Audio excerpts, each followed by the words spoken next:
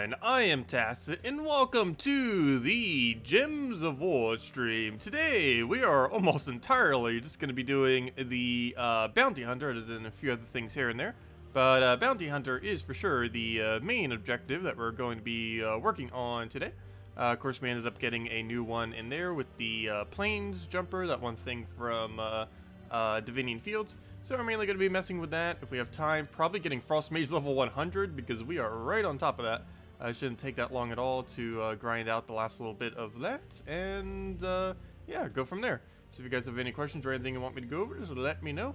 Otherwise, Bounty Hunter time. So let's go and actually get a bunch of copies of this thing. Oh, one other thing to really mention. The Mythic thing is no longer in... Or it's now normal drop table for Glory Gem Guild and event keys. Instead of just getting the new Mythic that was just added last week, it is now every single Mythic, including him.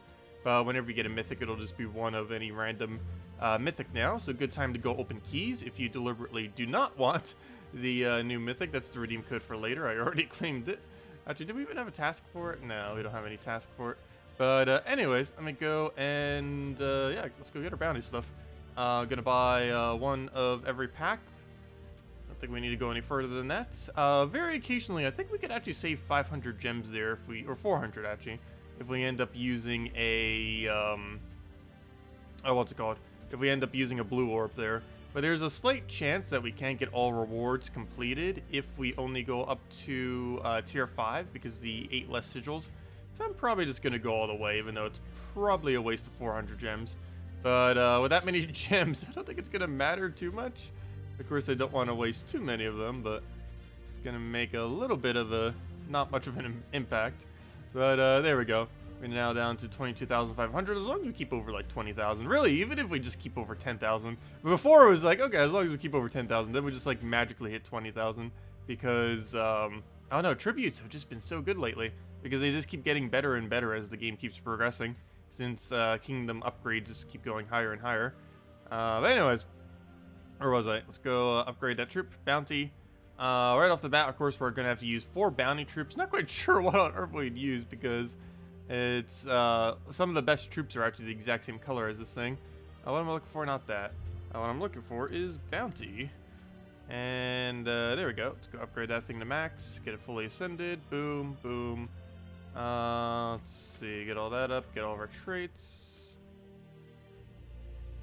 And it does have Swift, so it's not going to be blocking us too much, which is nice. That 75% mana start thing that it has.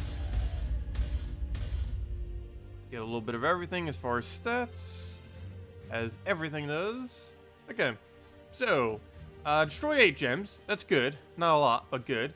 And then it deals damage to first enemy, which is pretty average. And that's all he does. Luckily, he has 75% mana start, so even though he's brown-red, he's not going to really be blocking brown or red too much, only for 3 mana, because he'll start with 7.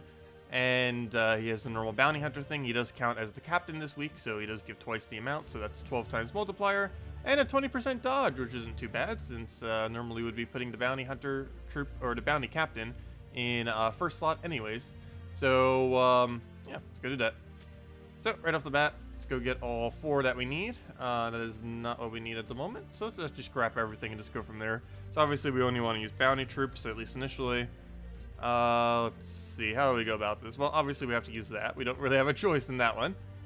Next up would be something like him, but coloration makes that a no. We have some really weird options then. Well, we'll definitely bring Parrot, because we'll have silence. I should almost bring Sister Superior, but I don't think there's a lot of undead this week. But it's a great way to deal with the Valraven. No, it's also a good way to give us cleanse if we need. Doesn't look like we need it. Looks like we're mainly up against a bunch of beasts. He doesn't even have something that kills beasts better. I don't think any of them have anything that kills beasts better. Oops. Back to bounty. Let's see, no, none of them do. 75% start, though. Double if attack is greater. With a lot of these battles that we're going to be doing, that is going to be the case. Unfortunately, it's the exact same mana of all of them. The only thing that we need is green and purple, and there's not really a good green or purple. Actually, we're all the purple. We still only have, what, 2? Yeah, we still only have 2 purple bounties, and both of them are pretty useless. Rift and a Gave. Well, we'll do a Gave, and since we're already covering every color, we'll do that. Boom. Okay, actually, we'll do that. Boom. I don't think we need Parrot as quickly. That also puts both of our dodges right up front with our 220%, and yeah, we'll use that initially. So as far as our banner, we can actually keep it as that, because I don't think we're really casting a Gave that much. It's probably just there to cover every color, more so than anything else. So yeah, +2 red, +1 brown. Then again, we don't really need a +1 brown. What's a +2 red, +1 yellow? Oh no, that's minus brown. I don't want minus on that. We could just go simply +2 red. Would also just work here. Though I do want to give half main a +1 due to his coloration. So even just red yellow at this point, I guess would end up being the way to go with Adana. Unless there's a +2 +1 that doesn't block us, that gives yellow and red. Which I don't believe there is. Yes, kind of. No.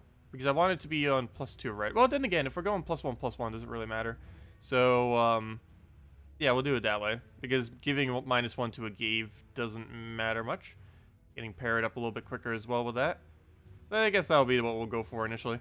So, Plainsjumper, half main, Parrot, and the Gave for 30 times multiplier. Let's go and roll with this. Should be fine. We really need more purple bounty troops. Hello, everyone. Welcome. Hello, Zeddicus. Hello, Churros. Hello, Cujo. Hello, Christy. Hello, Fabian. Hello, Haley. Hello, Churros. Hello, Jan. Hello, Cameron. Hello, Mo. Let's see. Azerbaijan. Wait, how do you say that? I've never actually heard of that place before. Interesting. I hope you're having a good day. Hello, Elite. Hello, JZG. Hello, Michael. What happened with my gold? I spent it all. Last week, my guild ended up contributing, like, we ended up doing almost 100 legendary tasks. We had people contributing like 10 million, 15 million, 5 million, stuff like that. So we ended up putting in like 8 million, I think, 7 million, 8 million, I forget at this point. Also, I did 2 million this week, and also a few million got away due to faction upgrades. And between all those things, we lost like 12 million within a single week. Well, not lost, but we allocated it towards things. So that's why our gold is so much lower. Still trying to keep it always above 10 million, just in case they ever add something that requires gold, just so that we immediately have some just in case. And it's also backup just for weeks where I might not play as much, as well as mainly for factions, because sometimes we need several million for those. Anywhere from like 2 to 5 million sometimes. Let's see. Hello, George. Welcome. And hello, Neil. And Xander. And everyone else. Welcome. Anyways, let's go and take our skull. Our 275% starts. If we ever get enough of them, we could probably run just an entire team at 75% start. That'd be pretty funny. Because there's no way to half mana start these troops due to not having any of the synergy that will allow us to do so. Because no bounty troop obviously doesn't have that for everyone. That would only be a legendary or mythic thing. And we can't really use any of those here, at least when we're using 4 bounties anyways. So it would be kind of funny if we could just naturally have a 4-way 75% on them. Yeah, happy Friday. I basically consider Friday the start of my weekends with how my schedule is these days. At least it feels like it. Especially with how we started with doing this stream. Okay, so right off the bat, gonna kill the Valraven. Throwing it with silence because why not? Do that. Get herself a oh, we don't have a brown or red, so let's go down the line. He does have stone skin. Actually, I don't even think he actually had the stone skin trait there, but he does normally have it. For whatever reason, they actually only have 2 traits instead of 3. I never even realized that at the start of bounty. I guess just to make it easier for newer players. But yeah, if you can't go all the way through bounty, basically the whole strategy of bounty hunter is there's 2 ways to play it. Basically, the easier way to play it, if you don't have higher stats, is use the 4 best, most upgraded bounty troops you have while using the captain. Summer's on your team, the bounty captain of the week, or I should say of the month, since it only happens once a month, and use all 4 of those on the highest battle that you can win without dying, which is normally around 4, 6, 8, somewhere around there, and you just keep doing that for all of your points. The normal way of playing is to do this until, if you have higher stats, is to do the exact same thing up until about 10 or 12 or so, and then switch over to 3 of them, making sure that one of them is the captain, of course, and then using like a Yagway or a trickster shot or some kind of other thing in your last slot in order to kill everything. Because there's currently no 4 times bounty that can go all the way. Or at least realistically can go all the way. It's technically possible to still win the final battles with all 4, but your win rate is not going to be 100%. But it is technically possible. People have done it before. It's just not realistic to do. I keep forgetting that only hits first slot. I gotta be careful with that. I'm going to do that thinking it could target something, and then I'm going to lose because I thought it could target kill something.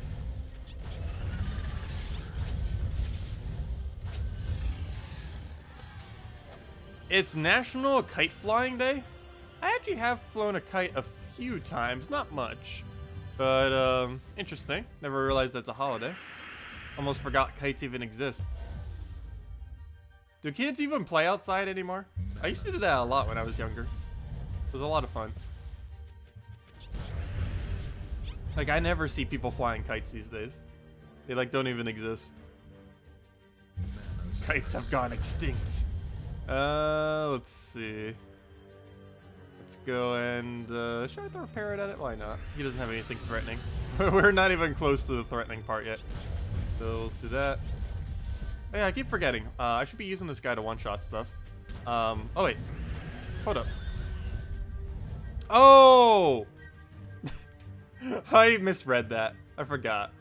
He does double if their attack is higher, not if his attack is higher.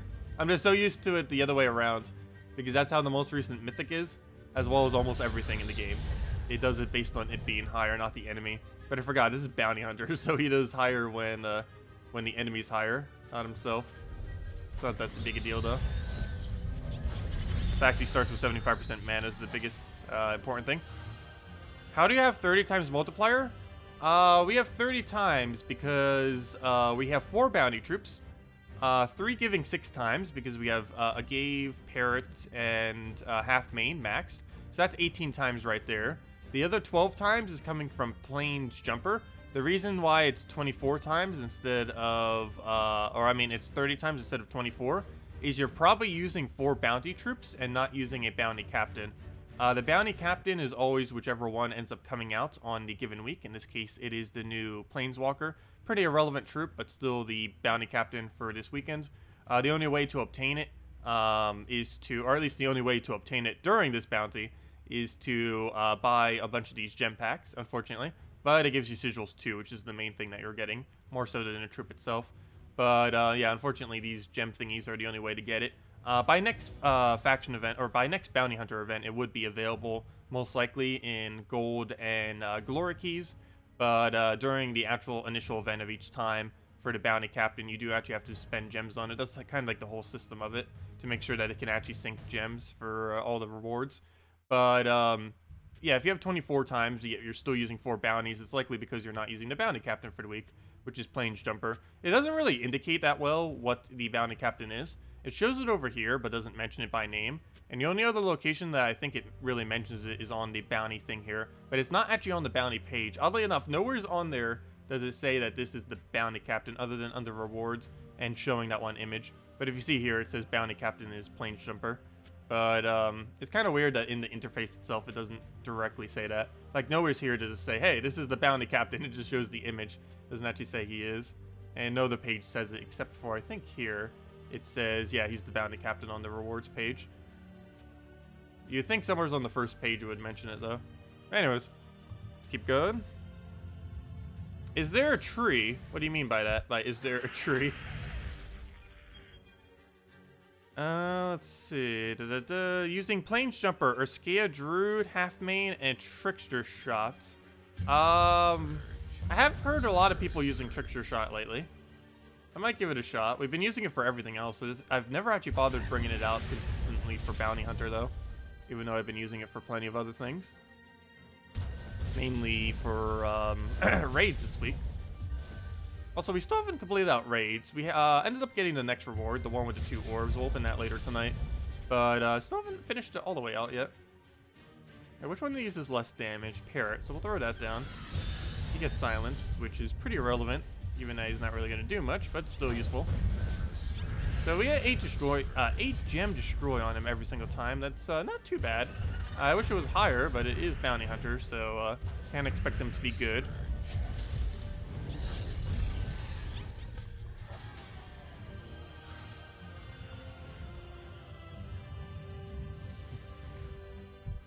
Oh, you don't want to have to spend orbs on the bounty captain. Oh, yeah.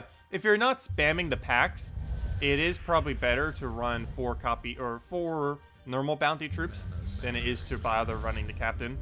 Unless the captain is, yeah, it would have to be ultra rare or higher for it to be worth it. If your bounty captain is not ultra rare or higher, you might as well just use 4 of whatever and do it that way. Or, you know, 4 bounty troops. When I say 4 of whatever, but, you know, any bounty troops.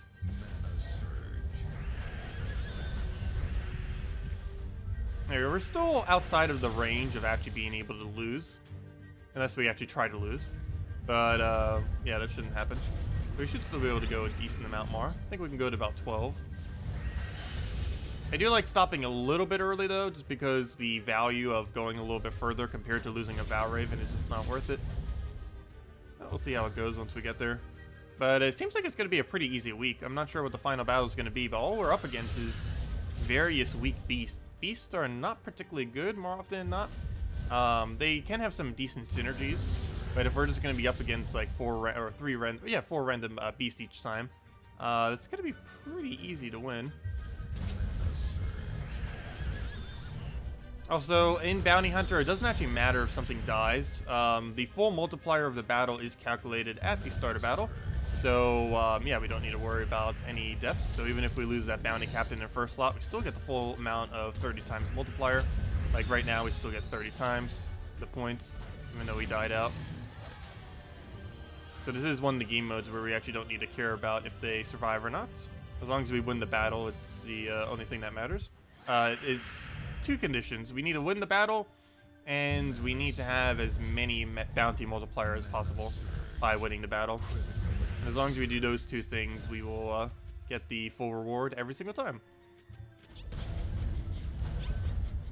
Okay, we'll take the blue, kill what it gave. Do we throw the poke? Yeah, why not? Throw that down on them. You buy to Legendary, then Orb to Mythic. That was what I was planning on doing this time, but I was concerned it wouldn't be enough battles. Also, it wouldn't be enough battles to complete it on Friday, if I did that. But yeah, I think we might start doing that for the rest of the Bounty Hunters, because last time we got really close on Bounty Hunter to not even getting profit on the reward system. Let's see. Go through to level 14 relatively easy with 4 times bounty. Yeah, I was planning on about 12 or so, but we might go all the way to 14. We'll see. Depends if the Valraven seem like they're escaping much or not. Because we don't have any way to silence it, even though we do have silence. It does have immune. And I have to put that whole other troop on it if I actually want to silence it. So just in case, I might stop it a little early, but we'll see. This thing does have mana generation, so we can get damage pretty quick if it cascades like that. And down it goes. Yeah, so far so easy. We do have slightly higher stats than before. Between last Bounty Hunter and now, I believe we have 2 higher armor, 1 higher attack, and I think that's it. So really, we'll just have 1 higher attack then, because 2 armor doesn't speed it up at all. Yeah, it's kind of funny. All these game modes do kind of keep getting easier in late game as the game progresses. The more time that goes by, the more extra stats we're going to keep having over and over again. So all these game modes that might seem a little bit harder. Oh, why did I do that one? I meant to hit the blast slot. But all these game modes that might seem a little bit harder at times, just keep getting easier and easier and easier as more stats end up coming into the game. So we'll just keep poking him with stuff. I need to make sure I actually use something that pokes and not accidentally use his ability. But let's kill that with Parrot. Get rid of that before he evades. Just keep him purple. Oh, apparently I didn't even take the other extra turn either. I'll take our red. Now we can start using this again. Doesn't matter. Take our red again. Hopefully we'll get all his yellow off of this. Nope. Take another yellow.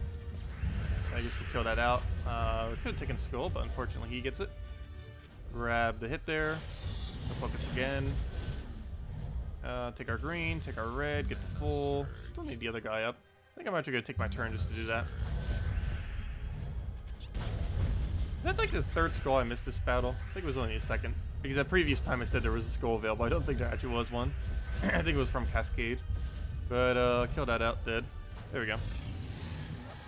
Level 20 is pretty easy. It's Dragon Turtle, Hippogriff, Pegasus, and oh yeah, wow, that is super easy. Yeah, this entire week seems pretty easy. Like I mentioned, there's a lot of really bad beasts, and it doesn't seem like it's even doing any of the stronger ones either, which is really nice.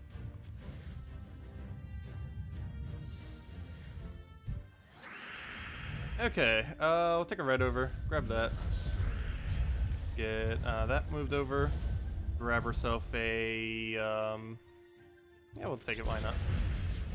There's no Valraven. If there's a Valraven, I need to make sure I don't cast that. But if there isn't one, it doesn't really matter. Oh wow, that was a really lucky cascade. But hit it again. Get another hit. Take a skull. But yeah, if we do use Trickster Shot, I guess I'll use it with Frostmage, because we could actually get Frostmage maxed without going out of our way if we use it during the entirety of Bounty. And if we could win at about the exact same rate, we might as well just run Trickster Shot solo. We can actually just keep spamming Trickster Shot into Planewalker and just auto win off of that by using it as mana accumulation. And then use that other one that creates green as our mana accumulation, and then put like one other troop there of some kind. Maybe pair it just to hold down the team. That or something that can deal with, what's it called? The Valraven. But then again, Trickster Shot could deal with it. You just throw it at one, throw it at Valraven. That should be enough to kill.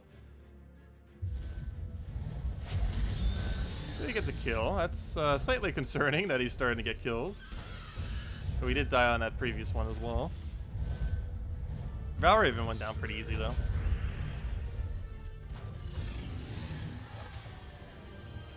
Beware of the rock. That rock is not going to do much to us. They did buff it like a year ago, but it's still pretty bad, unfortunately. The only place it ever gets used is maybe Arena, but more often than not, it doesn't even get used for Arena, mainly because the two best options for Arena are Runic Blade and Dawnbringer, and they both use yellow. So putting a gigantic 15 mana cost yellow on your Arena team tends to not work out. But in theory, he should be amazing in Arena. But he just takes too much mana relative to everything in Arena. Okay, what do we move here? Let's take a red. Go skip brown out of it. Oh no, that doesn't really make much sense. We would have reached full mana regardless. Fail. Oh well, it's not that big a deal. Throw that down. Throw it down again. Might as well just keep spamming it until he doesn't get full mana, which is pretty much immediately. So they're starting to get enough stats where it's starting to slow down, but nowhere's near winning yet. Or losing, I should say. So throw a silence, because why not? We're not even at the point where he gets to do double damage yet. Almost. That guy has 36 attack. Actually, how does he have so much attack? That's that new turtle thing, too. It's actually not even that bad. But all it really does is accumulate mana and tank, which is a little bit weird in last slot, since he's not really doing that properly. I'm not even sure how these teams get determined. I'm pretty sure it just picks like a typing, or they like choose maybe like a dozen or 20 or so troops, and then it like randomizes every single battle based on those or something. I'm not sure yet. Has anyone actually looked into the files to see how it gets determined? Not sure anyone would bother finding out that trivial amount of information. It seems like that's what it is. It's like 20 troops that are just randomized for every single one of a certain type. Or a certain theme, if not specifically a certain type.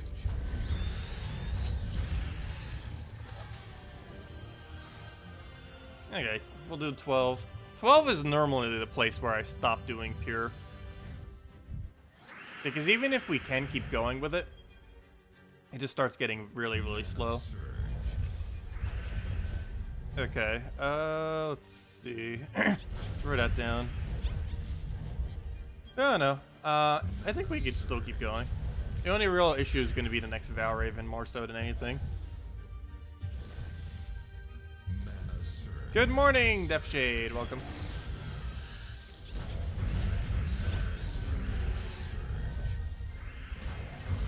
He moved my team and actually made it stronger by doing so. By putting it into a proper order. Or maybe not proper order, but a better order. And he also does 1 extra damage to everything whenever we take a skull, which is nice. I was about to go take his mana. I guess I still am going to take his mana. I'm just going to keep spamming him. Ah, never mind. Well, yeah, I guess we keep spamming him now again, too, because he's right in first slot where he's vulnerable. Grab another hit, get a silence. Should probably silence the guy that has Devour, just in case. You never know. You could get insanely lucky and Devour 4 times in a row. Very unlikely, but possible. Technically possible. Let's see. Pretty sure they're always the same type. Beast this time. Not sure about the rest. I don't think it's all within a typing though. Because, or well, it's all within a type, but it doesn't take like every single thing into consideration. It doesn't take any of the higher rarities. It doesn't take a lot of like the stronger beasts into consideration. It seems to just be like most of the weaker ones. It's definitely not randomized between all of them. Hello, Medieval. Welcome. Okay, there's 12 completed. Do we take 13 and 14? In theory, we could almost probably go all the way to 200. But, I don't know. Do we switch? Winged Bison is all the way in the back. Mammoth is the only real threat, I guess, of killing us. I don't know. Do we do it? He doesn't have Agile or anything. I guess so. Our stats are still technically higher. I think our stats are still higher until like 17 almost. And this is the only difficult battle, specifically going to be this Valraven one. And it's not difficult in that it's hard. It's difficult in that Valraven might escape, which is the whole concern. So there's 3 skulls here. We could actually take 2 then. So we'll do that. She'll take 1. We'll take another. And that'll be that. And now we just need to make sure we give him 0 yellows for the rest of this battle. And that every single target goes to Valraven. But I can't take a single move that gives him yellow, and every time we see a yellow, I have to take it. Which is good, because we do actually use yellow. Unfortunately, we did not have higher attack, or he did not have higher attack there, otherwise he would have died exactly to that ability. But he survives with 26 instead.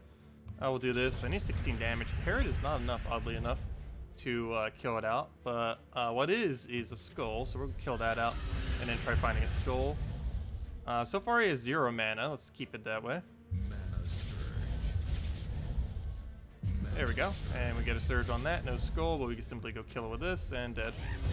There we go. Valraven neutralized, and that's the only real thing we had to worry about for the most part. Now we can do the next few battles with most likely not getting a Valraven, so we don't need to worry about one escaping.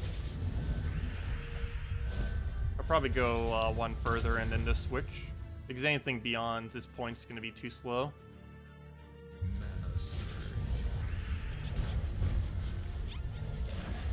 Okay, he creates a bunch of red for us. That's pretty convenient, except somehow none of that is next turn, even though it's populated all over the board. So we'll just move that, grab ourselves a little bit of red. Skull, I guess we'll take why not in kill range. So we'll do that. Take our reds that we need there. Take our other reds, they're just laying there. Grab a hit with the lowest amount of damage we have, which is Parrot. Did not get silence. Actually, does he even have immune to silence? No, he does not, so we can silence him, in case we don't want him summoning spamming. With that being said, silence, where are you? Parrot, why don't I have full mana on you? Oh, that's a fail. I think it's only a % chance, right? No, it's only based on purple. Should have probably counted how many purple there were. Oh wait, no, it's not. What is it based on? Purple gems to red. Wait, what? Oh, it's 40% chance. It's a static 40%. That's what I thought. And then it has that green boost. So it's about 50%. A little bit higher. Luckily, he did not get it. What do you recommend crafting a copy of Iron Gut now to get through Delves, or waiting to craft a Fair Shra? I don't know. It depends. Do you want to go do soul farming or not? Fair Shra gives you Dawnbringer easier. It gives you all of your troops leveled up easier. If you don't plan on soul farming anytime soon, I would say go Iron Gut. But if you're planning on doing soul farming soon, then do Fair Shra. It really just depends when you want to get it done. Normally people get it done earlier rather than later, but if you're doing a lot of delves and you actually want to get them completed, you probably do want to go for Iron Gut. Things like Iron Gut, Megavore, stuff like that tends to be pretty good for it. Though Iron Gut is nice in that if Iron Gut is available, you can just build your entire team around it and pretty much be good to go. Also, what on earth is that team? It has 4 green troops that only use a total of 3 colors. That's pretty funny. Good morning, Brian. Welcome. Would you recommend spending gems to max out rewards for this event? Yes and no. Yes, if you have over 10,000 gems. Possibly even if you have over 5,000 gems. No, if your gem amount is any lower than that. Bounty Hunter sinks anywhere from around 600 or so gems if you're going to be using an orb at tier 5, or if you're going all the way, it sinks a little over 1,000 gems. So, yeah, you want to be careful with that just because it is pretty expensive to do. But it gives a lot of rewards that could potentially be decent. It has, what, 2 vault keys on it, 3 smaller orbs, 2 major orbs, stuff like that. And there's definitely some really decent loot to be had. I think the biggest thing that's useful is the two major orbs and all the vault keys are probably the biggest thing. But then again, maybe not the vault keys as much, but it is one of the easier times to gain vault keys other than the events. The events are the absolute easiest, though. And also, by the way, vault event next weekend, by the way. Next weekend will be the vault event weekend.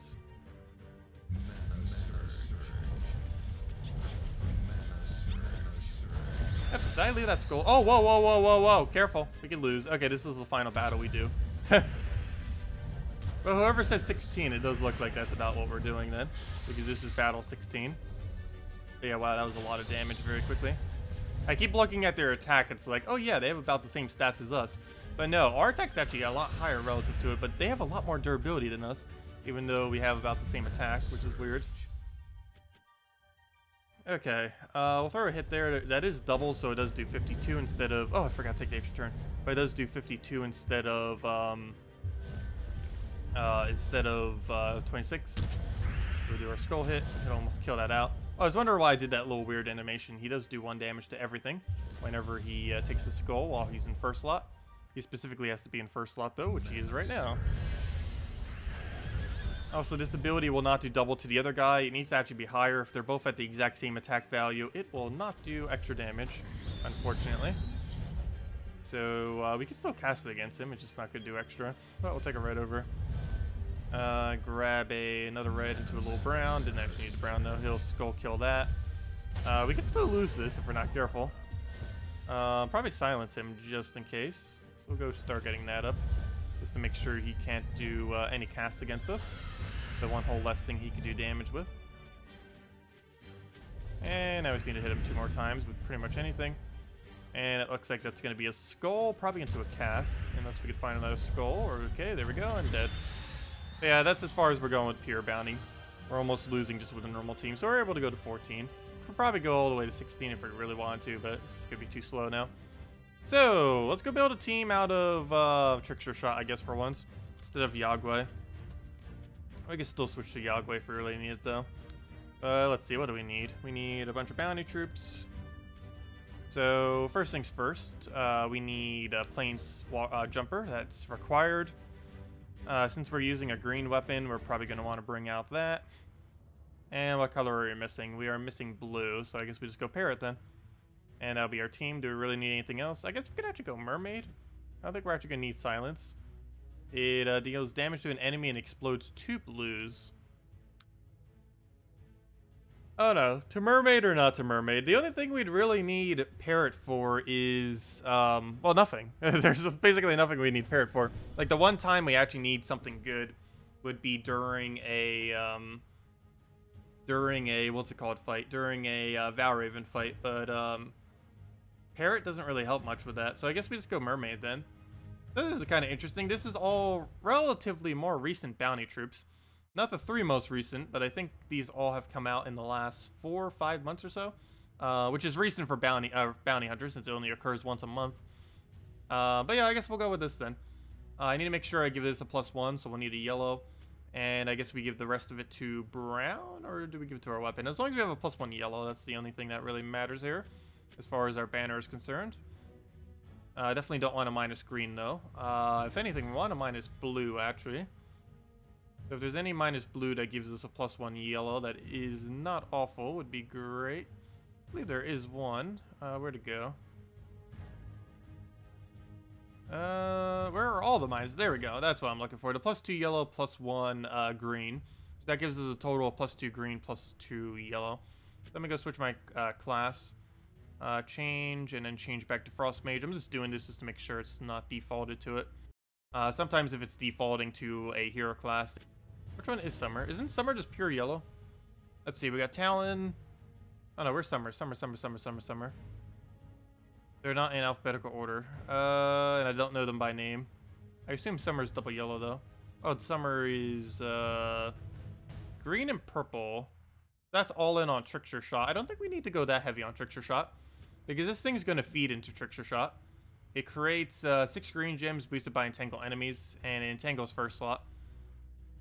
So that'd be 8 gem spawn every single following cast at least. And it gives us plus green already as well. So it should be fine. +1 magic on March 29th. Oh, do we finally have the official spoilers on that? Far enough ahead that it's actually confirmed? Well, even then, it's probably still not 100% confirmed, but that's probably a good chance if that is. Let's see. Yep, that is Darkstone Hero class. That's a weird icon. Isn't that something from one of their past games? That looks really familiar. It almost seems like Puzzle Quest 2. Has anyone played Puzzle Quest 2? Doesn't that look like something from that? I can't put my finger on exactly what it is. But, yeah, that kind of does look like, Puzzle Quest, something from Puzzle Quest 2. I'm not exactly sure what. Let's see. Throw that down. Yeah, that's gonna be nice. That's gonna be the first Magic Kingdom in the entire game. It's also the next kingdom to get 10 stars. There's nothing between now and then that's getting 10 stars, other than Darkstone. Okay, so how do we go about Trickster Shot? I guess we go and throw it on 2nd, 3rd, and 4th every single time, and just throw all of our skull-related damage at first. Whenever we want to try getting our weapon back up, we simply just cast this. Oh yeah, wait. It's targetable on Tangle? Oh yeah, it is targetable on Tangle, except I targeted it on literally the only thing on his entire team that has immune to Entangle. Ha! Good job. Okay, we'll go and Trickster Shot that. Keep getting our damage up. It's been a while since I've used Trickster Shot for Bounty. I don't know if I've ever ran Trickster Shot for the entirety of Bounty. I've ran it for parts of Bounty before. I don't think I've ever done it for the entire thing.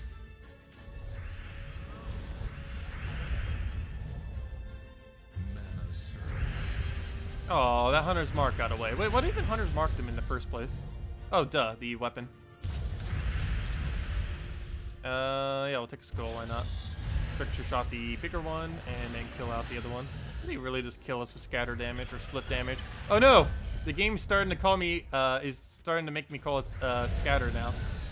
I don't know why, but they call it by so many different names. There's several things in the game that they have, like, multiple different terms for, and it's really weird. Because they tried, like, putting new terms onto them, but then they didn't make it uniform. So they added new terms for various stuff, but then they didn't bother making all the old ones converted over to the new terms. So now half, or like 2/3 of the stuff in the game run with one specific term, and then the other half just run with something else. It's kind of weird. Yeah, scatter and split damage are the exact same thing. They're just called different things. Both of them distribute the damage among everything. Okay, oops, what am I doing? I need to kill the Valraven. I'm going to throw the first one on something that's not Valraven, then throw the next 2 at Valraven.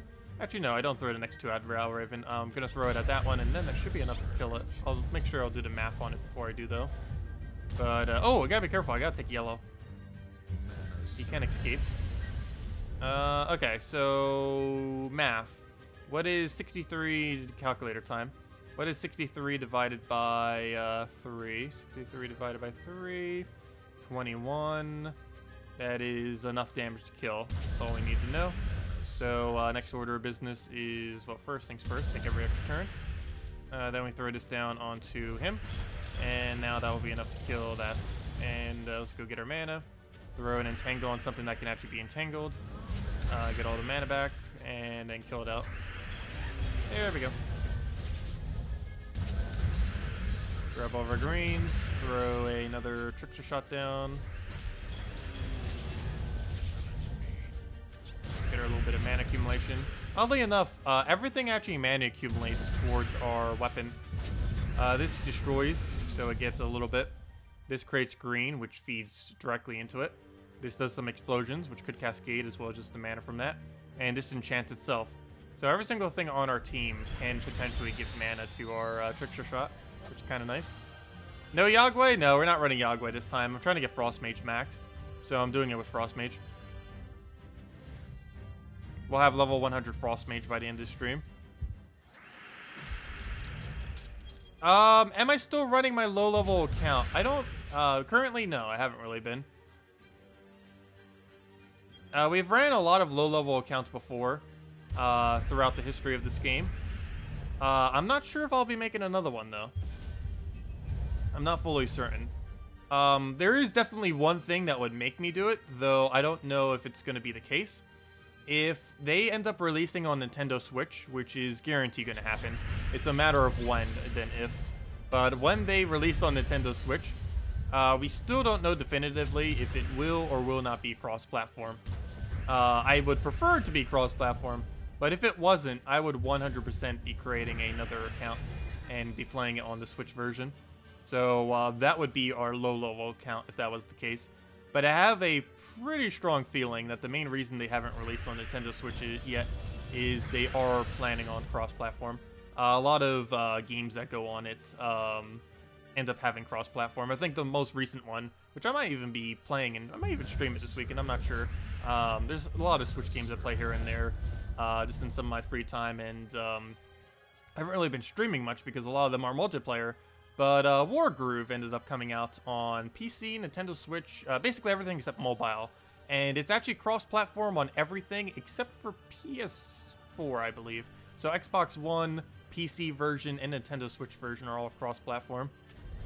And these days, if a indie game or a third-party game is on available on Switch, I just get it on Switch instead of PC. It's just more convenient that way. Let's see. The Nintendo Switch has support for pretty much everything. I think the only thing it doesn't have support for is mouse. But it has touchscreen, it has keyboard, and it has... Well, it has keyboard when docked. And it has, obviously, controller. The only thing you're really missing out on is the mouse capabilities. Which is pretty helpful, because you can do things like this. Boom. But you can't actually do that without a mouse. Or I should say, in this case, without a controller. Okay, we'll take the red, grab our hit on last slot before he summon spams. Actually, want to target him out just so he doesn't get a summon. Ah, what did I just say? Okay, we'll go and take the Browns. Oh, I should have taken 5 times. Could add full mana. There was one available on the other side. Hopefully this gives it full mana.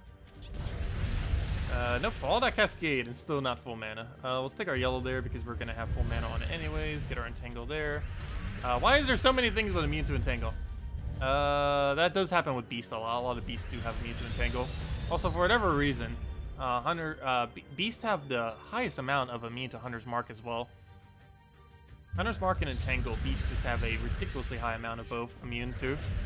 Like things that just specifically have one of those immunities. Hello, sub. Welcome. First time you can catch a stream. Glad you could join us. Welcome. Hello, Wizzo. How have I been doing? I've been doing pretty decent. What is the best team for Yagway? In Bounty Hunter or just in general? In Bounty Hunter this week, the best team you could use for it would be Plainsjumper, Plainsjumper, Parrot, that one 6 mana cost troop that does silence onto undead, and Yagway. Oh wait, what am I saying? Never mind. Never mind. There's not enough room for that. It's Plainsjumper, Parrot, Feral Hound, and then Yagway. But if you're talking about just in general, the strongest Yagway team in the game is Flameifer as Titan, followed by Yagway, Tapon, and Queen Titania. And if you don't have that weapon, the alternative is to use Mountain Crusher there. And it does pretty much the same thing. The only big difference is it creates a lot more brown. And it's actually tankier that way, but it's not as strong. It's not as quick of a win, but it's still strong. It's just stronger in that it doesn't die as easily, but it's not stronger in that it wins a little bit slower. And normally for PvP teams and stuff, want to get that slightly quicker win rate than actually surviving. Because in PvP, for the most part, it doesn't actually matter if you survive or not. It just matters how quickly you can win per hour, or like the amount of wins per hour. Let's see. What's his highest armor? Actually, you know what? I'll just go down the line. It doesn't actually matter if we do it directly in highest armor order. This next one I might, just because there's a gap now. But the initial one I didn't want to do because our skulls were going to be able to hit this guy afterwards anyways, like right now. So you want to make sure his armor is actually torn before we get to that point. In this case, I can go for this other one because it's going to take a few hits before we get to that point. So it's fine. So we'll do this, get our entangle down, get our little bit of greens going. And should be able to get that up before we reach him because we would need... Actually, you know what? We could do it with one skull. So, let me actually do this, because we should have enough greens with how many greens are on the board. Fortunately, we got one green short, but we'll take that skull, that trickster shot right on time, and do that. But that's normally why you go in order, just to make sure that skulls can actually hit each one when you need it to. I thought that was enough to kill. Apparently not. He is stone skin. Would you buy Death Knight armor on Switch? No, I would not buy the Death Knight armor on Switch. Every single alternate account I've ever made has been 100% free to play. And I would keep it that way. Though I'm almost guaranteed, even though they haven't specifically announced it, there's like a 90% chance the Nintendo Switch will actually have cross-platform. And if it does, it'll be the only console that has cross-platform with Gems 4. Because PS4 and Xbox One doesn't. Though the next generation probably will. Nintendo's not getting another generation, but I'm pretty sure Xbox 5 and whatever they're going to be calling... I mean, PS5 and whatever they're going to be calling the next Xbox is probably coming out by 2020, most likely. So they're most likely going to release for those platforms, and if they do, it's probably going to be cross-platform if policy allows them to. Nintendo Switch is pretty lax with it, but those other two companies, not so much. Let's see.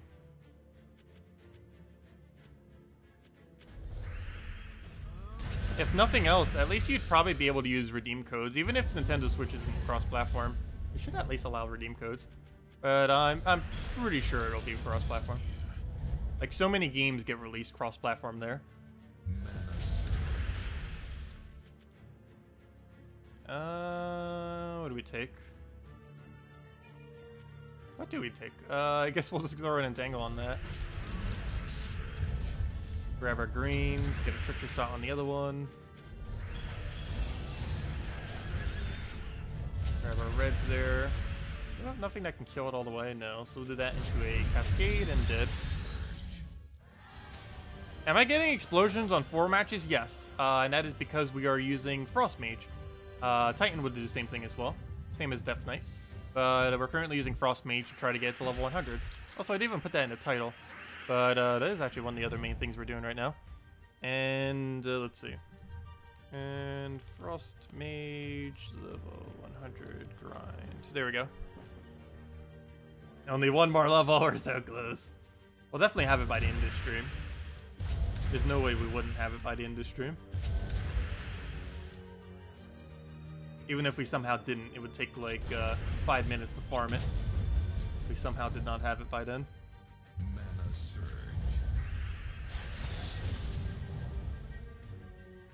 Yeah, you don't get the explosions until level 70. It's the second to last perk, as you can see right there. Well, technically it's the last perk of what we have, but of course there's one more once you reach 100. And 70 is halfway to max level as well, so it does take a little while. Okay, I'm actually going to give him a skull here. He's almost going to get a kill. But, also, I need to get oriented with this team. Actually, no, there's not much for strategy in it. You just use Trickster, Trickster, Trickster, dead. And then you just keep throwing all your other pokes. He does have Stone Skin. Does that mean to entangle? No, he does not. What does it mean to entangle here? Anything? Okay. So the only thing I can't entangle, and I need to remember that I can't entangle, is Pegasus. But other than that, everything else can be entangled. Oh, he uses a lot of green. That's a little bit unfortunate if we end up missing with that. But luckily he also creates green, which is beneficial to us because it's trickster shot. Okay, let's keep going down the line. None of them have stealthy, so we don't need to worry about that. Right, there's no point in taking brown or red. Might as well just take greens or purple at this point, since they're all blocked. What will be your next hero class to upgrade after Frostmage? I'm probably going to get Death Knight to max. I believe Death Knight's currently sitting at 95. I have something sitting at 95 that I need to go get maxed. That's probably going to be the next one, just because it's pretty much already maxed. Whatever it is, I'm pretty sure it's nearly useless. But it's so close to max that I might as well do it. I almost just clicked it. That would have been a fail.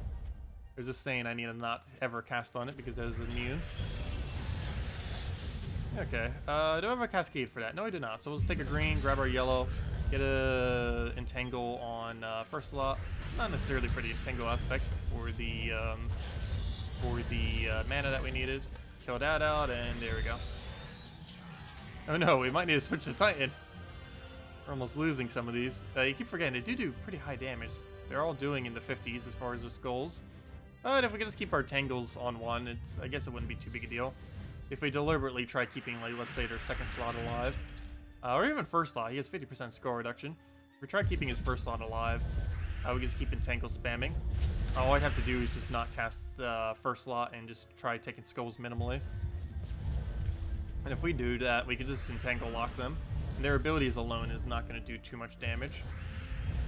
So, did we trickster him? I was just saying I would keep him alive. So that probably means don't trickster shot him. But I'm still going to trickster shot him. So we'll do that. Let's see. We'll grab yellow. Get our mana right back up. Take our green. One turn short. I guess we'll throw this. Why not? Oh, there goes the plan of keeping him alive. Let's go and... I'm not going to take that skull, though. That I won't do, even though we could get a kill out of it. Get a destroy there. Get the last little bit of green that we need.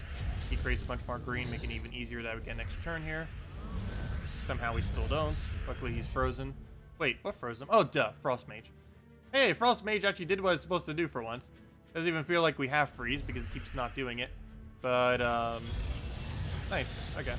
Also, apparently, if we don't hit it at all, doing first, second, fourth, third actually gets a kill on third when we cycle to it, which would also get us a kill on fourth, because we'll have enough boost ratio that it'll just die out. Yeah, we actually do need to deliberately not hit it at the start. Then throw Trickster at first, Trickster at second, Trickster at 4, and then Trickster at 3. That'll kill fourth, then third, then first will naturally die, and then we just have to kill the second one each time. And that would be that every single battle. And there we go. And Trickster will just kill that. Oh, how did you gain HP? Never mind. Okay, and now it's dead. Wait, how did it gain HP? Or did I just under... Oh, duh. It got a Hippogriff upgrade. That's what made it out of kill range. That's a little bit annoying. It does have an HP buff on it, doesn't it? Ooh, first slot Valraven. That is not what we want to see. Now let's go take green and purple. We'll take our green. Well, that's convenient at least. Okay, we'll grab that. No purple for... I mean, no yellows for him to take. Never mind, I jinxed it immediately. So we'll take that yellow unless we get exploded away. Did we trickster shot him? That's a little bit of a waste. Even though he already has so much damage on him. Now he doesn't even have any armor. And now he's pretty much already dead. Okay, let's throw a trickster down. I'm not even gonna... I don't know, do we overkill it? I should probably wait. There we go, perfect. Okay. So we'll hit you. Get a poke. A little bit of a shuffle. Skull, I think I ignore. And just go for mana instead. Take like a purple or something. Get a little bit of red out of it too. We'll throw that onto the next one since we didn't get enough boost ratio from the other. That'll be enough to kill last slot. Take Skull because now we have Trickster. I mean, now we have Hunter's Mark, which will kill it out. He creates a bunch of green for us, so I'll ignore the skulls and simply go for this. Tangle the one that can actually be entangled. Skull is a little bit short on damage, but luckily that's an extra turn, and the other explosion hits the other Doom Skull, which makes it enough damage. And then let's kill it with Trickster. Yeah, let's go claim some of our rewards. I still haven't done that yet. Also, we'll give out a redeem code once we reach, I guess, reward 18. Seems like it's a little bit away, but we are in the final battle, so it does actually get there pretty quickly. Yeah, once we hit 18, I guess the end of 18, we'll hand out a code. But let's go claim some of our orbs. Also, I keep underestimating how many orbs this actually gives. That gives a lot. It's 1, 2, 3, 4 smaller orbs, right? Yeah. It gives 4 smaller orbs. I think it's actually 3 Vault Keys, even though I just said 2 earlier. Let me see how many Vault Keys is it. 1, 2. Oh, never mind. It is only 2. I was right. Unless I'm missing one somewhere. Anyways, let's go claim this so far. So there's all of our loot so far. We got our 3 orbs, our 17 gem keys, 75 gems back, a vault key, some diamonds, and a little bit of a bunch of other junk. Main rewards here is just the 3 orbs and 17 diamonds, the 1 vault key, and our gems back, or at least part of it. So, will we break our green streak? Common blue. I wish. Could you imagine if this was triple blue? Well, let's see what we get. 3 awful drops. That better not be a sign of what we're going to get from the double major orb. Oh yeah, let's keep track of all of our loot. If our orbs continue to be this bad, this could be another one of those weeks where we don't profit. But yeah, we got a green and 2 oranges. That is abysmal. That is just plain awful. That better not happen on our majors. As long as we get like a major blue, it's automatically worth it. And if we get a major purple, it's pretty much automatically worth it as well between all the other loot. Mana surge. Like a major purple and a small blue is technically worth it. I wish we would have gotten better than that if that is what we get, but it's still technically worth it. Also, what's with all these first slot Val Ravens? I hope he realizes he can go to any other slot. Let's see, we'll take our yellow there. Get a bunch of other cascaded mana. Trickster Shot, something that isn't him just because it's such little value. Oh, why did I give him a free yellow? That better not surge. Okay, good. He grabbed one. He didn't surge, though. We have a problem, though. We do have a problem. Do you have immune to entangle? No, let me entangle you. Try creating some greens. He better not cascade in anything off of that. We'll do that. Get a Trickster Shot up. That is not enough to kill, but any follow-up will be. But I will use my Trickster here. And we have a problem. I have no guaranteed way of killing it, but luckily he just died off the cascade, so never mind, that works. That would have been bad if it didn't, because we would have had to try getting lucky off these 8 gems actually hitting skulls, if that didn't happen. But luckily it happened, so yeah, that solves that problem. We'll go for a hit right there, and we'll be able to hit last slot, and we'll be good to go. We'll take all of our purples, get the last little bit of our mana there. We'll have full mana next turn, so we don't even need to worry about that, but we'll still throw this down. That going into a nice little extra turn. Guess we'll hit it again. Oh, wait, I could just Trickster. Let's see, what do we need here? So he'll poke us, we'll poke him back. He gives us free skull. Well, not free, but we'll grab the skull. And a smash. Normal smash, 1 hit will do it. What do we take? Brown, why not? Go feed into green and get Trickster back up. And instead off of that, for sure. Actually, let's take the skull instead.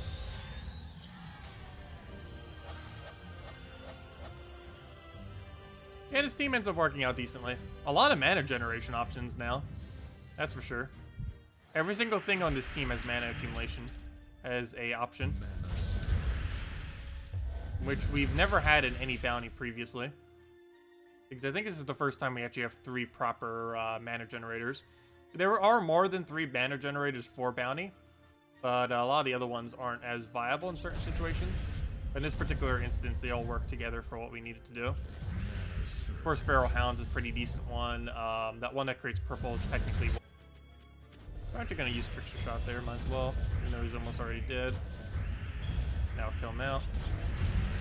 Need to get Trickster on the next one before I cast damage on him. Oh, that is not what I wanted. It's actually a little bad, because now it's a lot less value if I actually throw it on it. I think I'm not even going to bother throwing on it. We have 86 damage, which is still enough to kill him. So don't really need to worry about it. Let's throw Entangle on him, let him live for a little while and just keep him entangled. And just throw Trickster on last slot and go from there. So we'll let first slot die, no real need to keep it alive. Throw it out there. Next Trickster I guess we'll throw in first, because he does still have armor, unless he takes damage here. Gonna deliberately skip skulls and just go for mana, I guess. Oh, but he's not gonna have full mana off anything. I don't know. It's a skull or not the skull? I guess we skull. Not that big a deal if we directly get Trickster. It's still enough to kill, so it's fine. We'll do our explosion. We'll do the damage on there because the other one will die to Trickster. And then we just do that into any cast, and I'll wipe it out. So he'll hit us with anything. Oops, that took away our kill option, didn't it? Oh well. Not like we're gonna lose. What do we take? What do we take? Grab a red and skull. I think I was sitting there the previous turn too, and I didn't even bother taking it. Yeah, there we go. Do we have next reward? Yep, we already have next reward. Very nice. Bunch of useless celestials, some more gems, some diamonds, and some gold. Hello, Captain. Welcome. You got 3 small orange, 1 small green, 1 big blue, and 1 big orange. I actually wouldn't mind getting that. It doesn't matter what our loot is if we get 1 big blue. 1 big blue makes it all worth it. Problem is actually getting lucky enough to get 1 big blue. Yeah, we almost have Zugoff finally. Or at least the capability of crafting him if we so choose, I should say. Because I'm pretty sure I'm not crafting him even once we have enough resources.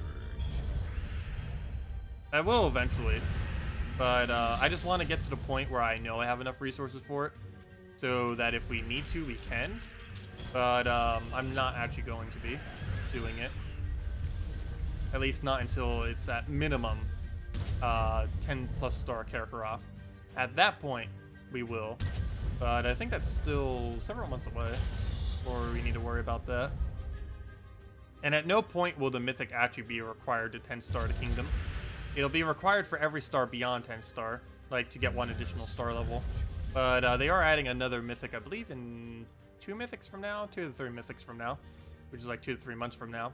I believe we are getting the Karkaroff mythic, the second Karkaroff mythic, the first kingdom in the entire game to get a second mythic. But that's mainly because Zugoff is its own category, basically. Basically a rarity above mythic. If they ever make an actual rarity above mythic, I'm pretty sure they would actually change Zugoff to a whatever that next rarity is instead of what it currently is. Because it's almost a disgrace to call him a mythic. But then again, he's basically as good as like an ultra rare. But as far as like how difficult he is to obtain, he is a tier of his own. And oh no! I was gonna say that should kill because of Hunter's Mark, but he just cleansed Hunter's Mark exactly when I took my skull, of course. Can I repeat? Was this team? Wait. Can you repeat what is this team for Yagway and Bounty Hunter? Oh yes, if you're using the Yagway version of this, it's pretty much the same thing as always. It's Plainsjumper, Parrot, Feral Hound, and Yagway is what you would use if you're using the Yagway version of this. Yagway might even be a little bit better. But I'm just going with this for once just because we haven't actually done Trickster Shot for an entire Bounty Hunter before. And also because I want to get Frostmage maxed. And this will get Frostmage maxed because this is one of the only few viable ways of putting Hero into your team. The only other good way is like Earth's Fury or something like that. Maybe Dawnbringer, but Dawnbringer would be a little slow. Unless we get some other really good damaging bounty troops eventually. Which I highly doubt will happen. Almost every single bounty troop has pretty bad damage. The only exception, really, is... I keep forgetting his name. That one brown-red that does true damage with boost ratio based on armor. That is the only thing bounty hunter related that doesn't have horrifically bad damage. Because he can start hitting pretty high. I think he has like a 3-to-1 boost ratio or something like that. He can, like on this battle, he could be hitting like enough to 2-shot everything here. He hits in like the 60s, 70s. So, yeah, he can 2-shot stuff, which is nice. Not like Trickster Shot where you can just 1-shot everything, but still for a bounty troop, it's decent. Okay, Skull. Do we take Skull? Yeah, why not? I'll take Skull. And then just keep going down the line. Take Trickster on that. That is enough to kill last slot, but I think I am going to go for the next one just because I want to make sure that Skulls can hit it, or whatever our little poke is can hit it. Let's get a little bit of mana. Start getting all the mana we need for Trickster. Not going to take out Skull yet because he's just going to die out in almost anything. If anything we do here, we'll kill it out. I guess this thing does have mana. I am going to go for it. And now I just need to go get a mana accumulation for our final troop. Get on there, just get our Entangle, get our little bit of green. Take another green, just get the max. He'll die to pretty much anything. We'll take that out on there. He lives because he got an HP buff from the other thing, which he would have buffed himself. Now he lives with 6 HP. All we have to do is Pokemon anything, and that will go down. There we go. That does count as anything. And there we go. Oh yeah, rope dart's a pretty interesting one to use too. Rope dart, that is a weapon I really need to keep remembering exists. It's one of those really weird weapons you use very situationally, but it is insanely strong. It's one of the better weapons in the game too. Probably like top 20. I wouldn't necessarily say top 10. I'm not sure. But it is definitely a weapon I underestimate quite a bit. It is really solid. I don't underestimate it. I just happen to not personally use it much. And keep forgetting about it. But it is pretty decent. It is one of those weapons a lot of people don't have though, because it came out during one of those event thingies. They really need to do something about that already. The whole weapon situation in this game. They mentioned they do stuff about it a lot of times, but they still have not, unfortunately. It's only a matter of time, but hopefully they'll get to it soon.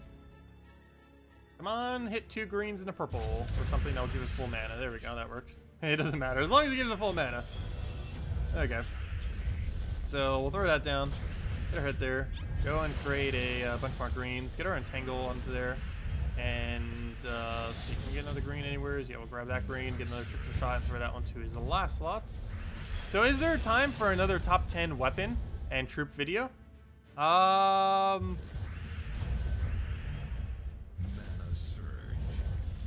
10 weapon we could do. Top 10 troop is kind of weird these days, just because there's so many different game modes that a top 10 wouldn't necessarily work. One thing I mentioned the other day that I would probably be doing soon, which is along the lines of what you just asked, is a tier list for literally everything in the game. Not necessarily a top 10 per se, but basically a list tiering every single thing for every single game mode in the game. It would briefly go over each thing, obviously, because it couldn't go too in depth if I'm doing literally all 900 something weapons slash troops. But yeah, I was gonna do something like that. Like enough information that you would know how decent it is, but just like a brief going over of like what it's used for everything, and basically just tiering everything from S to F.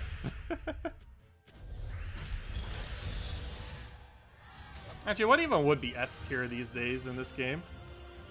Probably Dragon's Eye and maybe a few other things. Nothing really tends to be that for too long, just because it tends to get nerfed, anything that's that broken.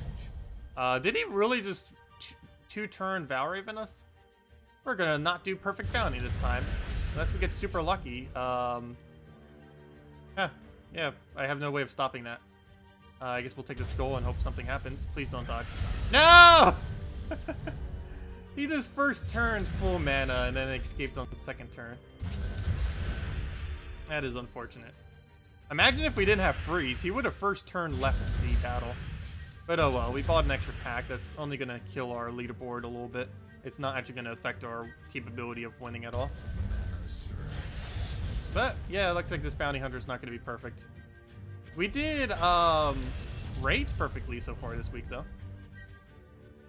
But nope, not bounty hunter. The one that actually matters more. Let's see. We'll go and I'll go for some greens. How am I doing today? Pretty good. There, we'll other than what just happened. But aside from that, pretty good. There, we'll take get a bunch of mana, start getting him back up. We'll do our explosion because why not? Why did I hit that on first slide? He's gonna die to a single skull anyways. Oh, that's not enough to even kill. It does bring it into one-shot range. We'll entangle that one just so we get another entangle down. Fortunately, he cleanses his entangle. And now we basically one-shot with everything we do. Grab the last of our greens, so we trick-shot last slot, get that into an extra turn ideally. Hello, Big Grand. Why Gems of War is not more popular? I don't know. It's definitely been growing decently. Like, it's been growing throughout the entire history of the game. I believe the Steam population is actually going down slightly. if I'm not mistaken. But across all platforms, it's actually overall growing the game. And it has been since day one of the game. It has never actually really declined for the most part. Which is kind of amazing given that it's been out for like, what, 4 years now or so. It's pretty much just been on a steady incline for the most part. But, yeah, I don't know why it's more popular. I even was, like, talking with one of my friends, and, like, everyone in his household is, like, really into gaming. And, like, not a single one of them knows what Gems of War is. Which kind of tends to happen to some more mobile-esque games.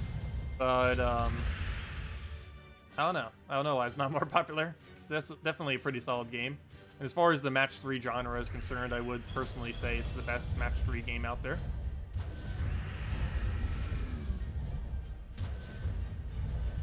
Let's see. Let's go for our Pope. At least until they hopefully make Puzzle Quest 3.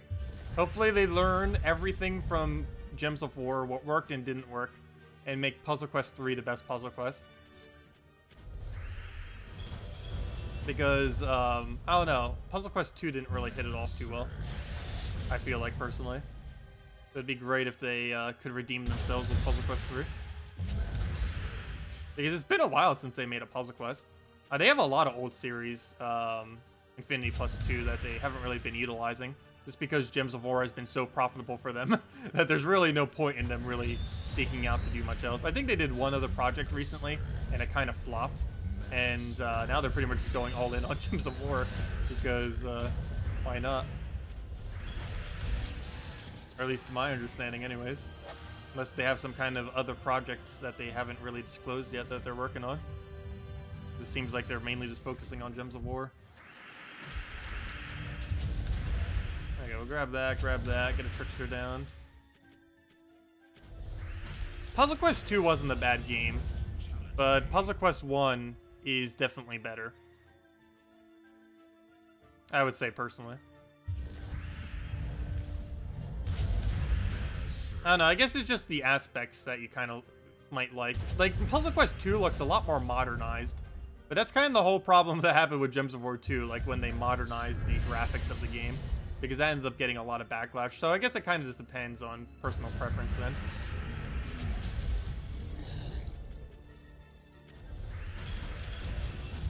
Yeah, Puzzle Quest 3 would be single player. All the Puzzle Quests have been pretty much single player. They've had multiplayer capabilities in that, like, you could play with friends, which is something that Gems of War doesn't even have. But, yeah, Puzzle Quest 3 most likely would be a single player game, primarily, which isn't a bad thing.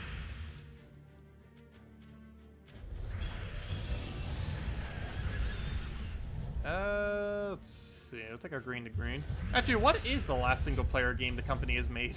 If I'm not mistaken, it might actually be Puzzle Quest 2. It's been that long. Puzzle Quest 2 was like, what, 2008? Because the last few games that Infinity Plus 2 has done, which is the development team of Gems of War, have all been multiplayer, if I'm not mistaken. Or at least primarily multiplayer. What did I take here? Let's grab a... I'll take purple, why not? Grab a yellow. Skull I'm just going to ignore because we're just going to throw a Trickster at him. Unfortunately, we don't have enchant, so I have to go and manually take green or purple. But if we do that, we just take green. We could try gambling with this. Let's see. Do we go for it? No, I think I take the guaranteed green. Let's do it that way.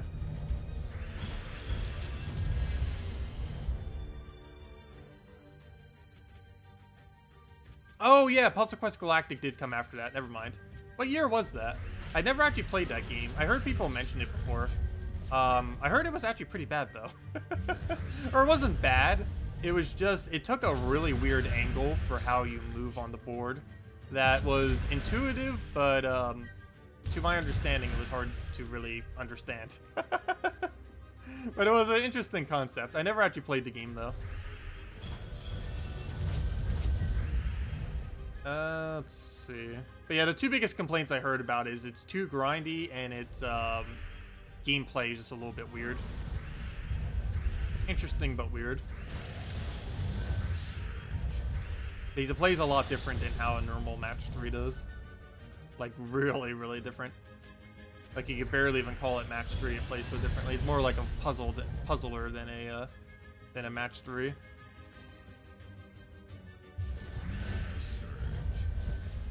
What did I take? Grab a green there.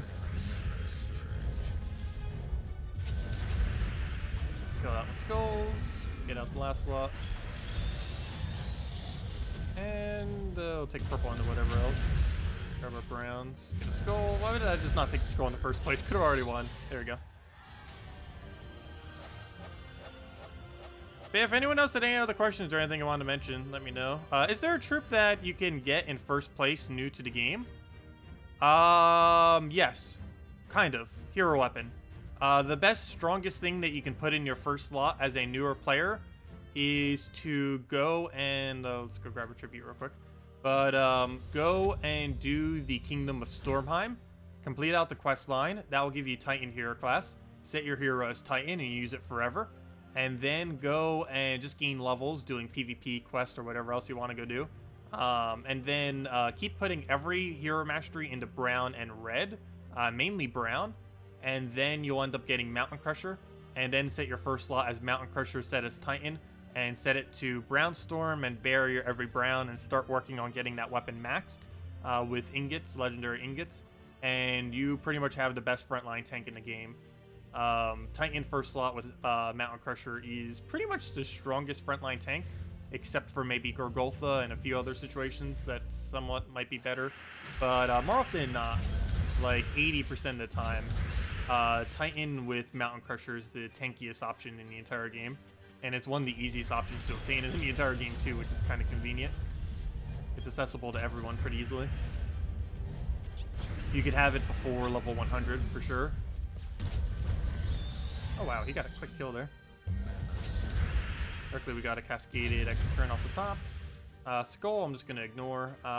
Let's see, is that enough boost ratio to get a kill? I think it is. We'll try it. We'll do that. Is that enough? 88, yes it is, barely. We'll take the skull just because it is enough to kill. Actually, do we? No, I'm actually not going to do that. Hopefully he doesn't HP buff it. Good. He HP buffs himself, which is fine because he'll just die at 100's mark anyways. I'll take purple here to feed it. That's full mana. That's nice. Let's take it that way. Skull I'll ignore because it's gonna die. Actually, do we ignore it?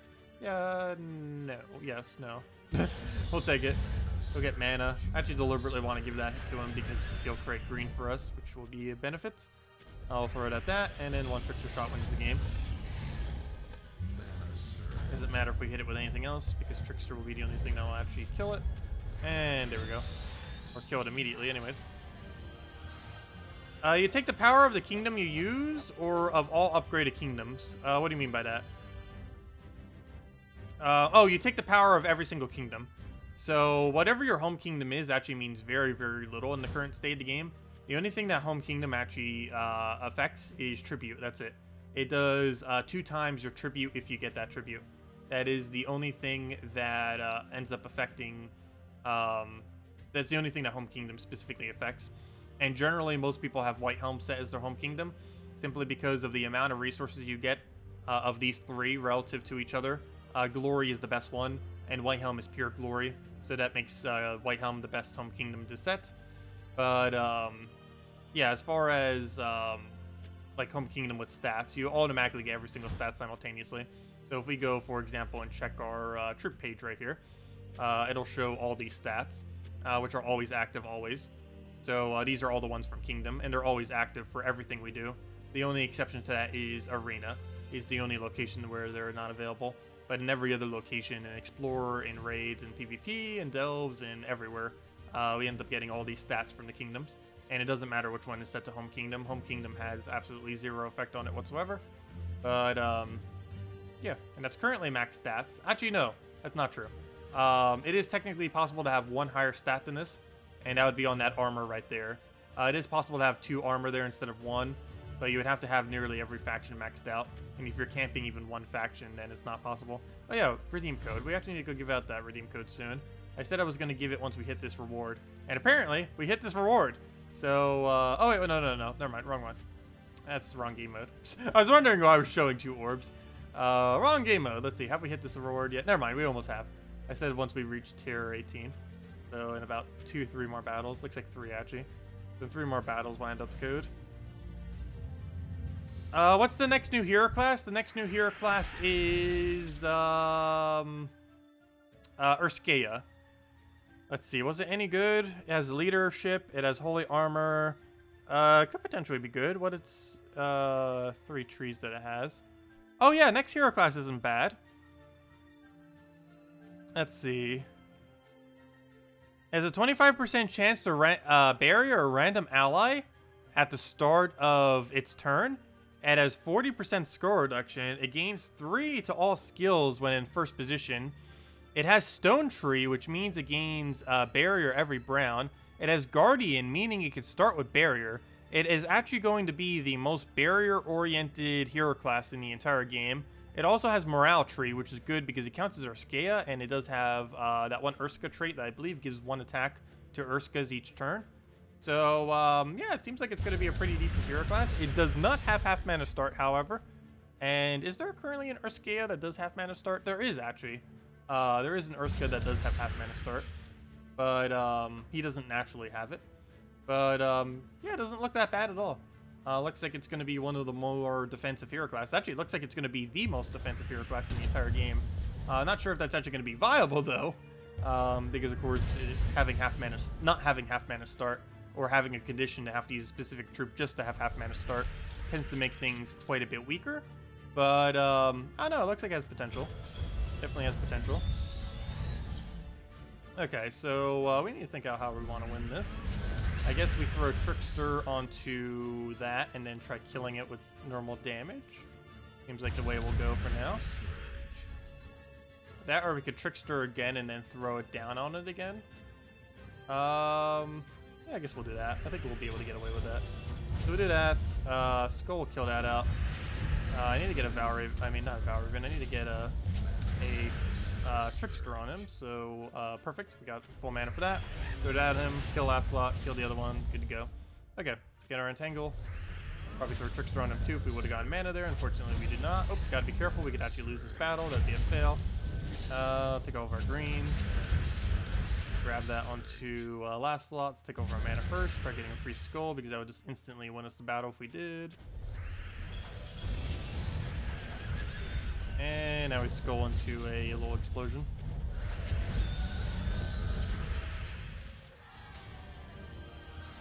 Yeah, next hero class is kind of interesting. Nothing will ever have more barrier than this new hero class. Because it has it on a trait. And it has it on 2 trees. It starts with barrier, it barriers every round, and it barriers an ally at 25% chance per turn. Which makes it the most amount of barrier of anything in the entire game. At least, not for your entire team, but, you know, as far as just in general. Of course, technically, something like Draconian Monk would still technically be better for placing barriers. But still, it's going to be interesting how that will pan out. I don't know any instances where you'd really need to bring it out, though, other than maybe Guild Wars to make sure you don't die. That or pure Urska teams. Problem is, there is not that many good or pure Urska teams, if even any. But Hero Class might be able to fill the gaps, so that you can use Mountain Crusher and stuff like that with it.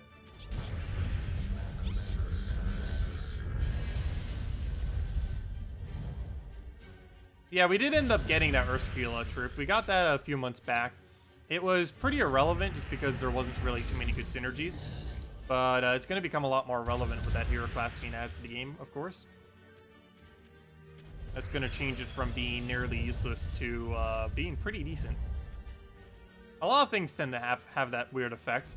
Where it gets released, it's almost useless when it gets released. But then stuff gets added to the game that basically ends up making it insanely good. I think the most noteworthy thing of that ever was Divine Protector. But there's many instances that tend to occur. Okay, this isn't going to be enough damage. I'm actually just going to throw it on first slot. So we bring that to one-shot range.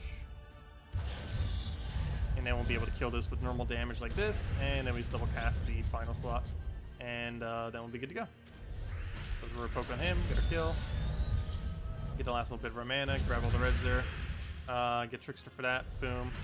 And now we just need to poke him twice. So we'll throw that down. And kill the Trickster.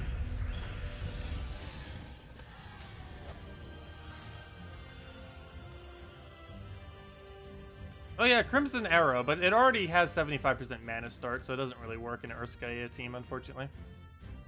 Or Urska team, I mean. There's a difference between Urska and Urska. Okay, one more battle, and we'll hand out a code. We'll also see our useless orb that we get from that orb. Hopefully it's not, because we are currently in debt so far for this event. Though we don't really know if we make profit until, or at least how much profit, if we even make it, until we get our, what's it called? The major orbs. But hopefully we don't get trolled on them. The fact we're doing bad luck on them will hopefully give us good luck for the other one. Even though it doesn't work that way. Hopefully it does. Let's see. We'll take a skull. Grab a trickster onto the next slot because why not? He's going to be one-shotted anyways once we hit him with anything, like a skull. Take our green into purple. Full mana again. Kill it last. No! We can't kill last slot. Never mind. We normally would be able to, but we're not going to be able to this time simply because he's got an HP buff from the thing. And even with that damage, it's not even going to be enough either. We'll go entangle that one just so we get another entangle so that it has better boost ratio. Get another destroy on that. And now we just need to throw some pokes of damage. Mana surge. Mana surge. Okay, and one more hit will do it. Mana surge. And there we go. Okay, so let's go claim our useless orb. Please be a blue. Yep, useless orb. We're up to 3 orange and 1 green so far. That is pretty pitiful. Hopefully the 2 major orbs make up for it. But I might need to go open those vault keys if we keep getting this battle loot. That's what I had to do last time. But anyways, let's go and hand out the redeem code. Let's see, let me actually go to the section for it. Copy, paste. I already used it as you guys saw, so I don't need to go do that. But there you guys go. There's the redeem code. Use it on gemsofwar.com underneath the game code section, or simply go click that link. Your invite code is found underneath your settings menu. Whatever your game says there is what you put in. Works on every platform except for the 2 console versions. And the redeem code is what you see right over there, as well as in chat. Just copy paste it or type it out. All those random numbers and letters. And give the same reward as always: 2 treasure maps, 1 gem key, and 2,500 gold. Enjoy! But there we go. Okay, let's go complete our bounty now. So we still got 2 more loots, 2 gigantic orbs. We're halfway there. Though technically we're already more than halfway there. Even though we're technically halfway there on points, we're more than halfway just simply because a lot of these battles gave less points. But of course now all of them give way more points since we're on the final one.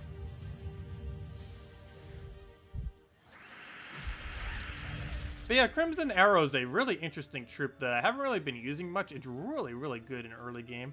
There's just so many better options in late game, unfortunately. Oh, finally! A Valraven that isn't in a super annoying location. I don't know why, but we keep getting Valravens in like 1st and 2nd slot. If they're ever in 3rd or 4th, they're actually pretty easy to deal with since they're blocked by a yellow. So, yeah, don't really need to worry about it at all. Or at least a lot less so than we have been, that's for sure. I'm just going to go down the line. I'll probably hit the Valraven soon, but he's already blocked by everything, so I don't really need to worry at all about him getting mana. We'd have to feed him a lot of yellow for him to somehow escape. I'd almost have to deliberately try giving him mana. And even then, it might not work. Give him mana. So we should be good. So Skull, I'll just ignore. Don't need it yet. Let me take that purple, though. Don't want to miss the next turn, just so we don't accidentally give him his Valraven. It's still technically possible. We'll do that on you. I do not have enough for Valraven, so it looks like we just keep going down the line. Just keep going one by one. Throw Entangle on him so we don't die. Oh, we can still die to other stuff, but at least it makes it so we can't die to skulls. Let's do it on you, and then we go to Valraven and then win. Once that goes down, it's pretty much all to win. Still need a little bit more mana. I have no way to grab it either, so let's go for some explosions. Throw it on first, and we'll die to the skull. I will take that skull and then just kill the Valraven, and then we're good to go. Now we have enough to one-shot them, even if he takes a buff. So, nothing good here. We'll just take a... nothing? I guess we'll take a purple. Get skull on us, but we got the mana we needed. Still worth it. So that'll be up in 2 turns. Yellow or blue would be most ideal right now. Neither are available, so let's take a red. Throw Trickster on his HP, and now he's poking with anything and we win. Dead. Yeah, no problem for the code, everyone.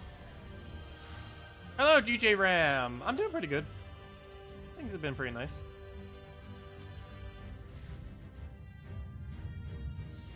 Oh, by the way, I forgot to mention it. I finally set up the treadmill, by the way. That was not as annoying as I thought it would be. I still have the other piece of equipment to set up. Didn't want to bother with it yet. But yeah, the treadmill was a lot easier than I was expecting it to be. It's pretty much already together for the most part, like in the box. The biggest annoying thing about it is just how heavy it is, more so than anything. Mana surge. Let's see. I guess we'll go down the line, might as well. So throw it at him. Haven't got the chance to use it much yet though, but I'll probably be doing that today. Let's see. Go and get our greens down. Get another skull and just poke it out. Trickster on it. Also, I am lazy enough that I got a stand for it so that I could play my Nintendo Switch while I'm on it as well. Maximum laziness. Let's see. Take a skull. Oh wait, why did I take skull? That was kind of pointless. Because all I'm doing is tearing away the armor for boost ratio. Not actually even helping us win. So since we already committed to it, I kind of have to go and kill it with physical damage. Oh, oops, I forgot to take the green thingy.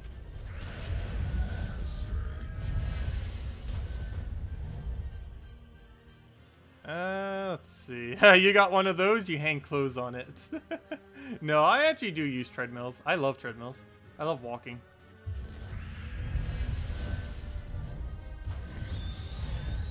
Mana surge.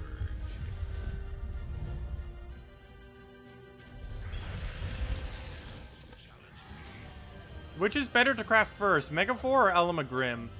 Depends what you need it for. They're both good troops. Grim is used for Purple Guild War Day and Purple Tower of Doom. And the other one is used for the Megavore, is used pretty much just for delves. Very occasionally you can use it for Guild Wars as well as Tower of Doom. But it's mainly delves and Tower of Doom. More so delves. The biggest issue it has with Tower of Doom is the Doom itself has immune to instant kill. So delves tends to be the biggest location where it gets used. But yeah, it really just depends what you're looking to get better on. If you're good on Purple Guild War Day, I would say go Megavore.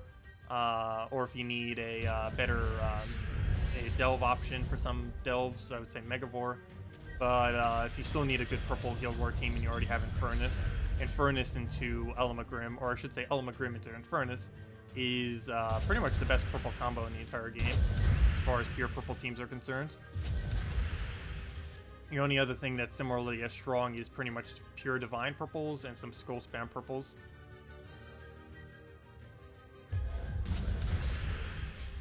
Let's see. What do we want here? I guess while I'm actually just going to manually take a green. Yeah, we'll do that. Why not? We'll do that. Throw this onto last slot. Skull because that'll almost kill. Take a purple because why not? So he doesn't get it. Get our kill there. Throw down a... did we stick the skull? Yeah, I think we stick the skull. I'll take it with cast speed though, because why not? Get a little bit of extra movement just so we get something off the board, hopefully. Didn't actually get anything off it, but you never know. I guess we'll try for greens. We'll entangle that one. Just wanted to click that one. The only one that has immune to entangle, and I keep wanting to click it. So we'll do that, and he'll get Hunter's Mark because of how it does it. And now he's poke him twice. Easy kill, and dead. And those skulls that we do explode and destroy do 2 times damage onto a Hunter's Mark enemy. That's pretty convenient. Also, we should be getting pretty close to getting Frostmage's max. How do I have the Mythic max so quick? Or the new Bounty Troop maxed? Because we have a lot of gems. We have like 23,000 gems. And no, I am definitely not rich. Mana surge. I am definitely not rich. Mana surge. I'd even make 5 figures this year. Or previous year, I should say. I made like just under it. I made like 9,000 something. Somewhere around there. Even less if you take out taxes and everything. Let's see. Throw that down. But I did it 100% self-employed, which makes it more worth it. Because I get to do any hours, anything. It's a lot more convenient, that's for sure. Still have a lot more to build up. And that's not all from YouTube, but a good majority of it actually is. Oh yeah, we have a Vow Raven, gotta deal with that. Luckily it's all the way in last slot though. Let's see. I'm Gems of War rich. That we are, that we definitely are. We're definitely in the top 1%. We're not in like the top 0.1%, I don't think. I don't know, we might be. But we're definitely top 1% in Gems of War at least.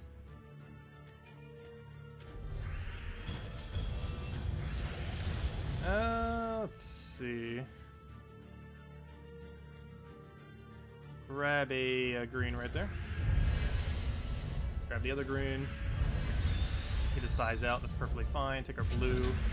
Grab a... what else? I'll just get the Vow Raven killed there.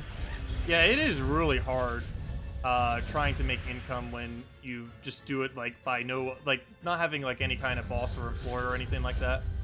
Because of course it's getting like any kind of job, an hourly wage. Well, I could end up doing that, and I probably will, just to offset income some into the future. I have done it in the past, and I never really cared for it for the most part. But it is definitely a lot easier, because I could take like a few weeks, and just easily get that. But to try to get an income actually built up on your own just takes a lot longer. There's a lot of different ways you could go about it. I think the most profitable thing I've ever done was flea marketing. Simply because you could do eBay while flea marketing and just do both simultaneously, because it all synergizes together. You do garage sales, you do flea marketing, and you do eBay, and that combination ends up making quite a bit of money. It's really inconsistent though. Actually, what I'm doing now is relatively consistent. The only months that tend to be different is January and February are really bad for profit on YouTube, but it makes up for the fact that November and December are way above average. But yeah, flea marketing and stuff tends to be pretty good year-round, except during the winter time for the most part, just because it's a little bit colder. But during that time, it makes up for the fact because eBay tends to run a little bit better due to the holidays, mainly Christmas and Valentine's Day.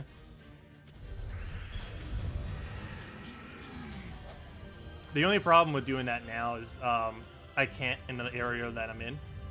The area where I currently live just isn't as good for that, unfortunately.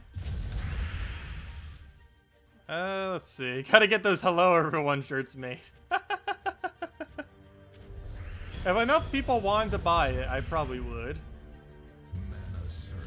I feel like it would be less than a dozen though, realistically, as far as how much interest there would be. Let's see. Throw that down.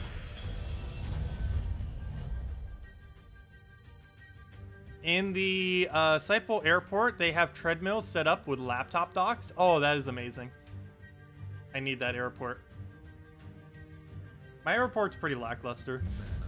They have been re-renovating it and stuff, but it's pretty average still. Let's see. Let's throw that kill there.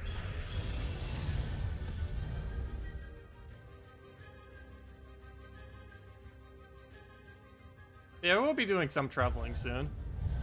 It keeps getting delayed between a lot of factors. The most recent ones being the cold front that ends up coming through. Because one of the places I'm going to is Chicago, which ends up getting hit so hard with that cold front. I think it's passed for the most part by now. But they still have some snow here and there and stuff like that. Let's see. How would it take here? We'll go grab the hit there. Also, snow. That's something I haven't seen for a while. It barely even got below freezing where I currently live, which I guess is almost a good thing, with how cold it's getting in some areas.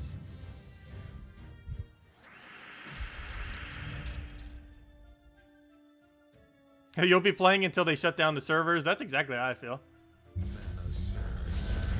And I'll still be doing this YouTube channel even after Gems of War is no longer a thing.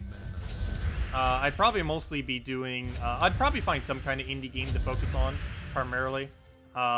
It would really depend what's currently out at the time.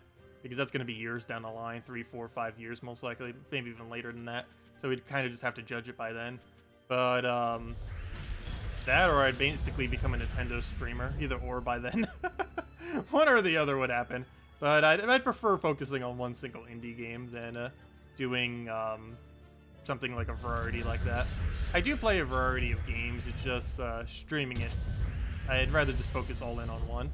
I'm the kind of person that just tends to play one game like really, really in-depth, or just a few of them really in-depth. And every game I ever play, I like to play to completion.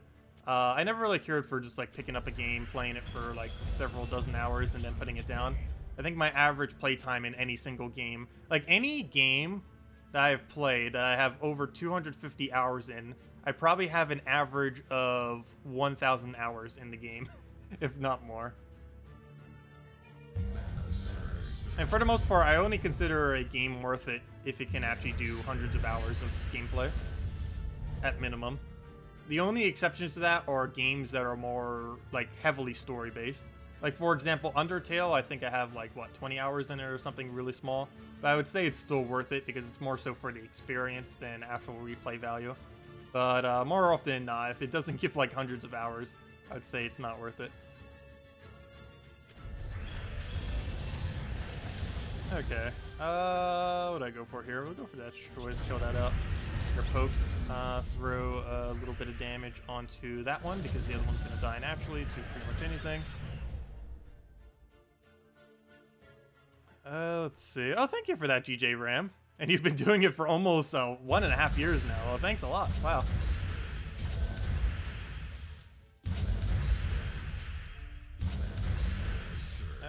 Let's see. We'll take Skull. Grab our last hit, and there we go. Also, anyone just getting here, make sure to use the redeem code. I think it's still active. There it is right there.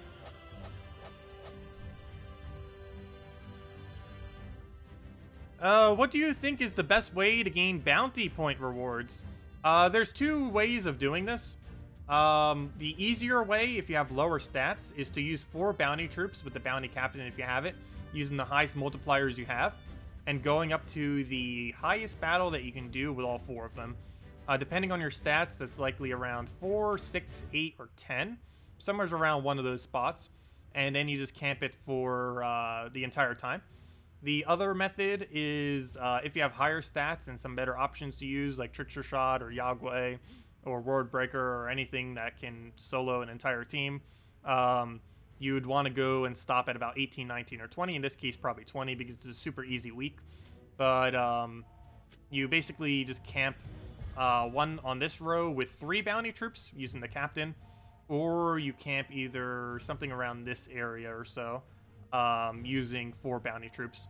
And those are the 2 ways of doing this event. It does take more sigils if you camp the lower ones, but if you don't have higher stats, you kind of have to. You don't really have a choice for doing it, just because these things tend to have too high of stats. But if you feel like you can take these out, just go all the way and just use 3 bounties with a weapon. Do make sure to use the captain though if you've bought in that many sigils.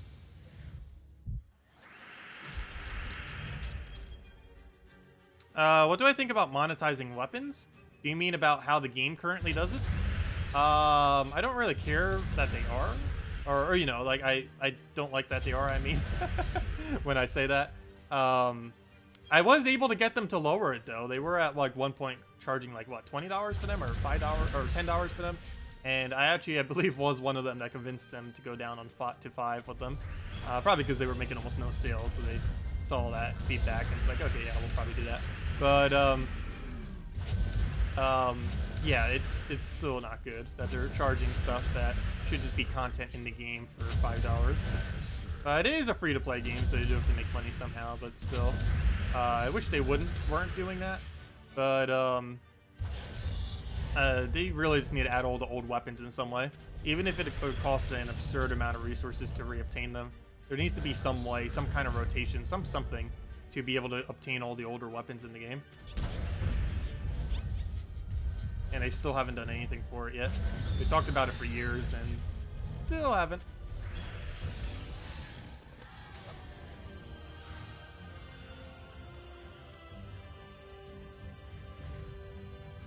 Yeah, all weapons should always be available. Maybe not necessarily always available, But at least on rotation, like how they do mythics and stuff, if nothing else. Like, they should have like a 4-weapon rotation, if at minimum, in the Soul Forge that you can craft of every single older weapon in the game that is currently not available.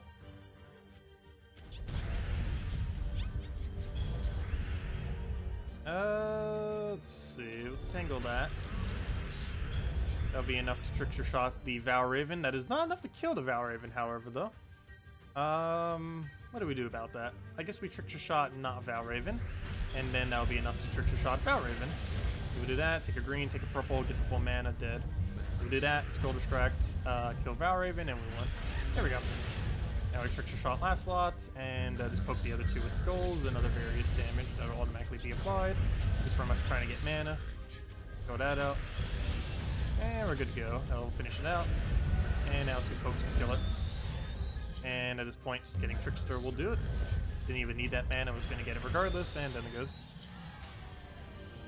If you upgrade the new troop with orbs, then buy more sigils from the shop, will it return to rare? No. Once you have something upgraded, it'll stay upgraded forever. There's nothing that will ever unupgrade something other than if you click refund whenever something gets nerfed. But yeah, once you get something upgraded, it stays upgraded forever.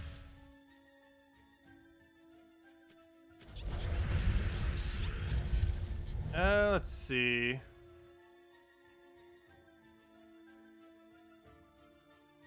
Oh no, don't do a wheel. I hope they don't do wheels or anything like that. I highly doubt they ever will. We don't need even more random luck. Though they probably will add more random luck stuff in the future. Let's see. We'll take a brown down. Grab our greens. Get a trickster shot onto that one. Oh no! Really? We're 1 damage short on killing last slot. You know what? Oh no, we're not even using Thief. I was gonna say we could kill it with Thief, but 7 damage. But no, we don't even have that. I'm currently using Frostmage to try to get it maxed. Well then, I guess we'll just keep going down the line then. So it's not gonna kill, but it'll bring it to enough damage so we can actually kill the other one. Okay, what else we need? Grab that, that'll kill first slot. Okay, he just buffs himself. That's actually perfectly fine. We need to kill it with Skull off of Trickster. Actually, maybe not, because we'll do that. And, actually, you know what? I might as well just grab that. No! I was gonna grab that Skull. It exploded away from us. Oh well. We'll do that, get a kill. Throw down a hit onto that. Another hit to kill it out. And now anything kills it, dead. Okay, I believe that is our first major orb. Can we get a blue and can we get a purple? Come on, please don't be a green or orange. Place your bets now. What will it be? Will it be awful? Also, I grab this water. I always do this every single stream. I like grab a water bottle. I'll take like 1 sip out of it, and then it like sits there almost the entire stream. Makes them like talking the whole time.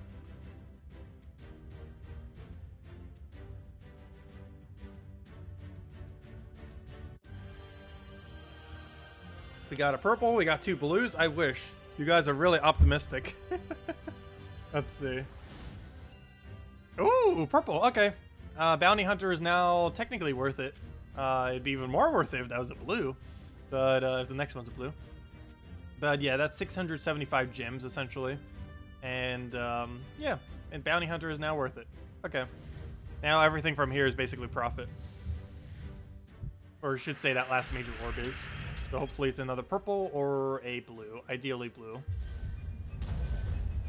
But we'll see how luck goes. Also, Frostmage should be maxed by around then as well.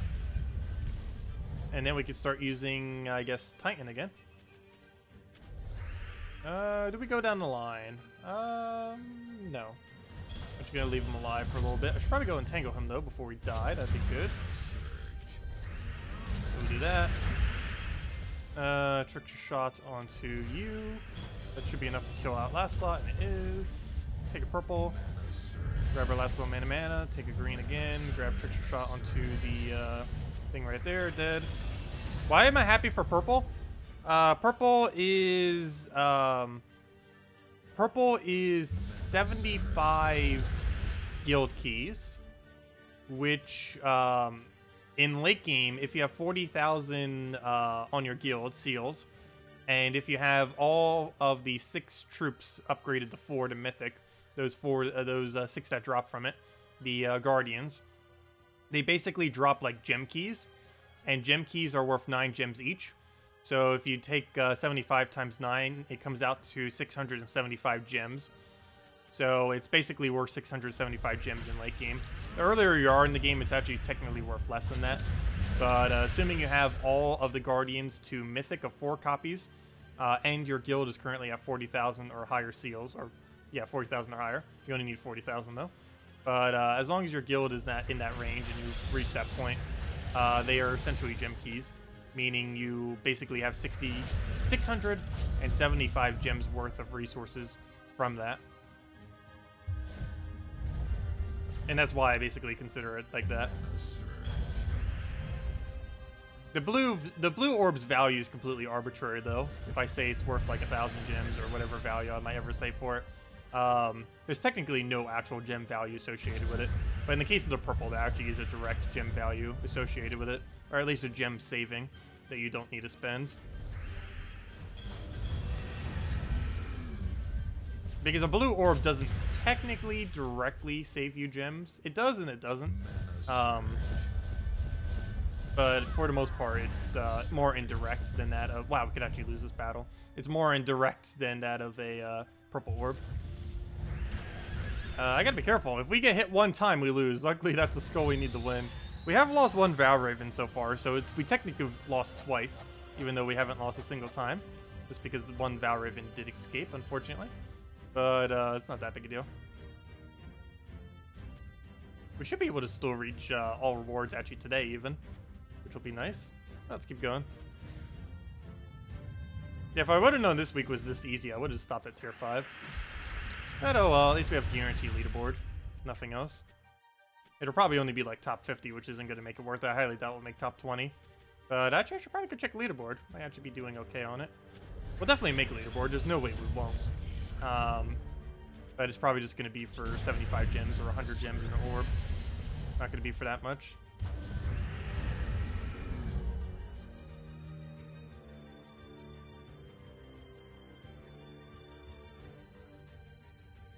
Let's see. Take our purple. That'll be the last of our mana that we need. Throw it on that.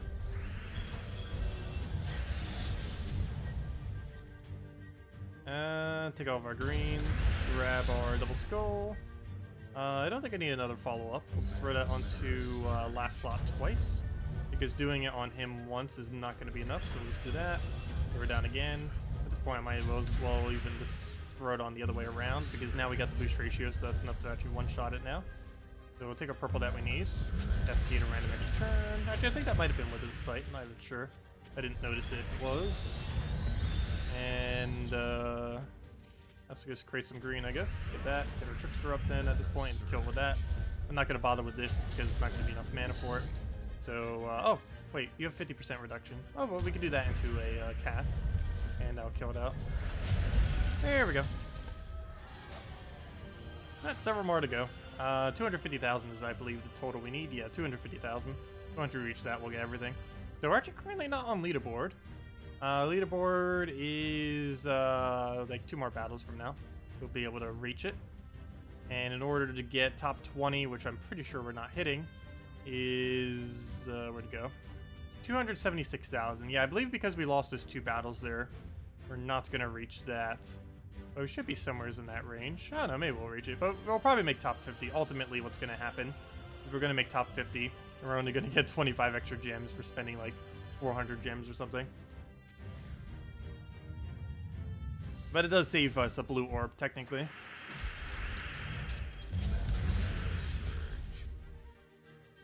Okay, what do we want here? We already have Trickster, so I don't want to throw that yet. Let's throw that right on first slot.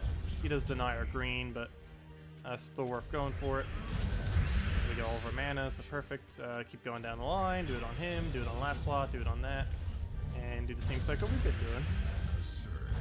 That doesn't really change much unless there's a Valraven. Throw it on him, kill it. I'm so glad he has a higher armor with a low HP. It works pretty convenient for this team. I'll take a green there, get a 3, very nice, easy. Grab the hit, get our kill down on the first slots, and then follow up with just about anything. We'll take our skull, we'll go and grab some of the greens there, come on, go. Get our greens, and then trick shot kill it. If you needed diamonds for a mythic this week, what would you do to get extra besides offer in dungeons? There's no other way. That's basically the only way. There's no really viable way to go and farm diamonds. The only real way to do it is make sure your guild has completed out all tasks, so you get 150 per week. Do dungeons every single day.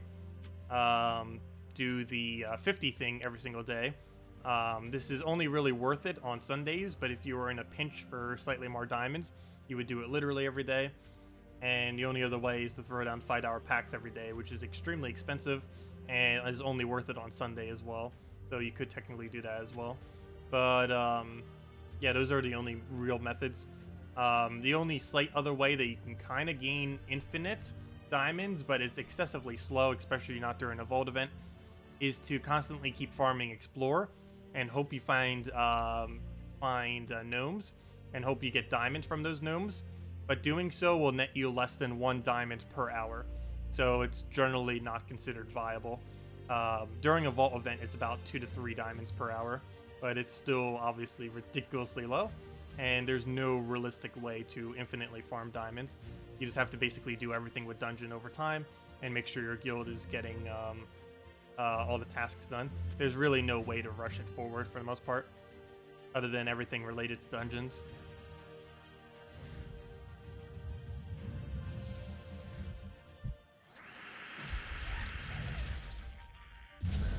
Yeah, I wish they would add a slightly better way of doing it.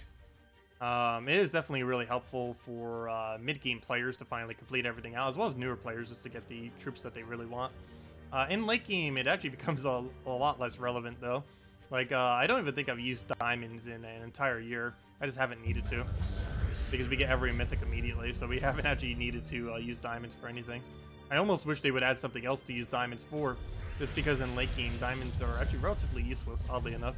Even though they're probably one of the most valuable resources to a good majority of players, simply because it's required to get all the best mythics in the game that you want. But in late game, they basically do nothing. Let's see here. Got a Valrian in play, but I don't have enough damage yet, so I'm going to do it that way, just to make sure we gain enough damage to trickster shot kill it. Because that's the most important thing to kill out on this team. We'll go do this for some greens. We'll entangle first slot, because why not? He'll be full mana in 2 turns. Oh, I should have taken that blue. We'll expedite that by taking that. And then we kill him out. And we're good to go. I think I shouldn't be able to lose here. Let's take our hit there. He'll die to a skull. We'll also die to a skull.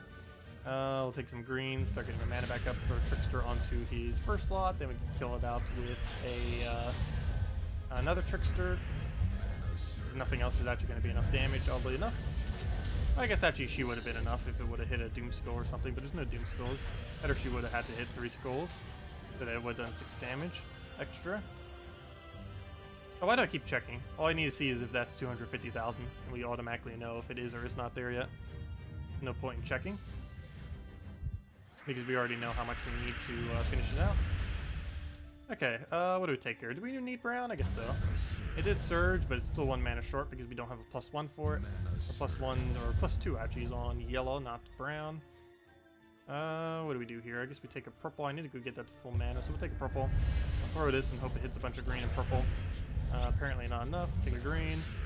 And now we start spamming this thing all over the place. First slot will die, still fine. Let me actually entangle him so he stops doing damage. Got me another Trickster. Let me grab the green even though we don't really need it, so he doesn't take it. Grab that onto him. That's now enough damage to kill last slot. Get our little bit of explosions, throw it out first. Just a little bit of damage off the Hunter's Mark. Kill that out before he does anything. Though it's actually not even bad if he casts. He creates green for us. May have actually been slightly better to have waited a turn. But then again, I guess it wouldn't have mattered if he created greens for us if we already had full mana on the weapon. If we didn't, it would have made sense, but we already did, so it doesn't. So I'm actually going to throw these damage onto, first thing first, let me tango that. What is that? Oh, the thing just fell. That threw me off for a second. I have too many adapters. I have like adapters into adapters into adapters. And it was just the adapter for the, one of the things for the Nintendo Switch falling.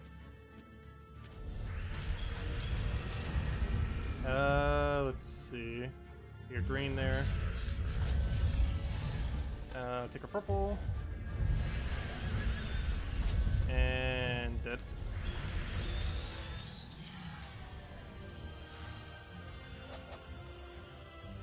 You found an option to ascend all your troops to max possible level? What is that? What is this option of which you speak?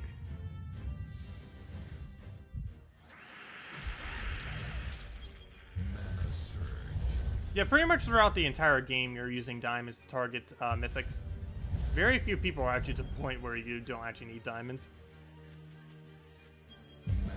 Because, if nothing else, even if you've already crafted all the better mythics, you're at minimum using diamonds to try to accumulate 100% completion. As far as getting the mythics for just one of each mythic. Which are also needed for kingdom upgrades. Or at least some of them are needed for kingdom upgrades. The more time that goes by, more of them are required for it. Right now there's only like 7 of them, but give it time and every mythic will basically be a kingdom upgrade requirement. Okay, I'm actually not going to kill him here. Actually, I should. Never mind. This is going to be super overkill. But I need to make sure he doesn't escape, just in case. Way more important to make sure he goes down there. And to speed up the battle slightly. It doesn't matter if we speed up the battle if we lose 2 whole battles because of it. We'll take our green there, grab the last of our mana, get it for free too. Trickster is enough to kill too, so that's nice. Oh no, it isn't! He got HP buff, never mind. It would have if he didn't get that buff earlier. Wasn't paying attention to it. Just assumed he was still at his normal value. Okay, he'll throw that down, that's fine. He'll do a little poke with it. All good. Grab a green. Get all the manas we need. Do I throw this on first slots? It's not enough to kill, but it brings it to one-shot range of anything. We'll do that. I'm actually going to deliberately get the other one, just to try to kill some skulls. Somehow it survives with 1 HP, because why would it not? And, now he's going to poke him twice. 1 HP. Could you imagine if he killed us with 1 HP? And then we overkill it with a 138 damage trickster shot. Just a little bit of overkill. Hello, Chad! Welcome! Yeah, there we go, almost there. Still need about another 50,000 points or so. Yep, just slightly under 50,000. Which means we have to do this battle 11 more times. And after 11 more times, that should be all of it. It's like 11 or 12. And once we've done that, we've gotten all rewards. I'm still going to need to do more Bounty Hunter, but I'll probably save it for like Sunday. And just get it done right before the event ends out. And the only thing that would be needed for is for leaderboard specifically. Because we'll have all rewards by the end of the stream. We'll have it in the next hour. Actually, more so probably in the next half hour. Because this week is a pretty easy bounty week. Everything is relatively weak and works out quite nicely. If there was ever a time to do Bounty Hunter, this would definitely be one of those weeks. It's probably one of the easiest ones we had in a while. I did lose a Valraven, but that was just because he first turned his Valraven. And in that case, there wasn't really much I could do about that, regardless of our team. We even had Freeze. We had first turn Freeze, and he still managed to get a 5 times into then escaping the following turn. And there's just not much you can do against that, unfortunately. But as far as the actual things that we're up against, it's one of the easier weeks we've ever had for Bounty Hunter.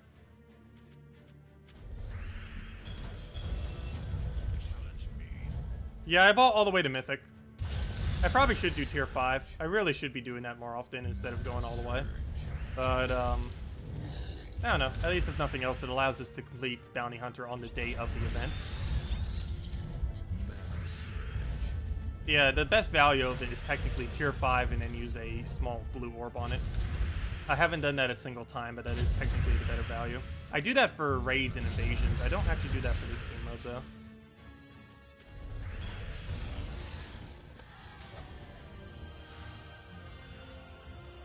It's not too bad though, because it guarantees leaderboard regardless of how good or bad you do during the event. Well, I shouldn't say guarantees, but assuming you're camping like the higher levels, it essentially guarantees it. Because a lot of people just stop at 5 instead of going to 6, and you have to eat whole total battles more than them, and not counting Val Ravens. And other than that, it also saves you 1 blue orb, which technically the gems are more valuable than the smaller blue, but still, it does technically save you a blue orb. But yeah, you get like 75 at minimum of your gems back. You get 1 additional orb guarantee, and it saves you a blue orb. A small blue. Let's see, we'll take our green. If you're running, if I wasn't running Frostmage, I'd be running Thief or Titan right now. Probably Thief.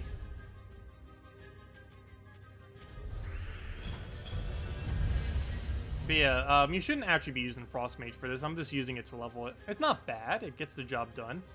But it has half mana start and has a nice freeze, which is somewhat helpful sometimes. But yeah, you'd be using Titan or Thief most likely if you were to actually use a proper hero class here. I'm just not, because we don't need to.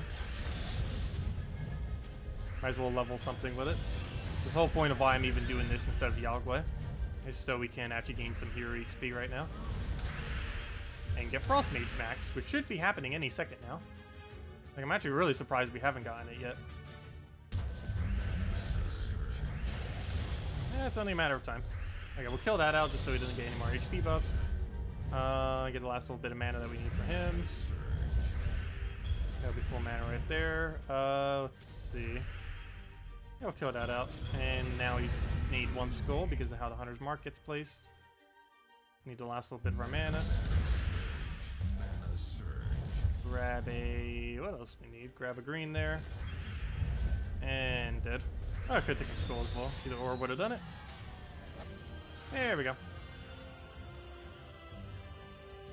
Okay, about 10 more battles to go.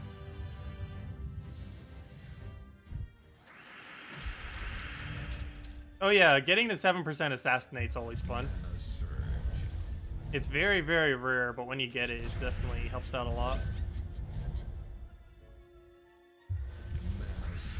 It was so rare that it actually caught me off guard the other day because I forgot I was using Thief, and we ended up getting like a random kill off of the raid boss, and I was like, wait, what happened?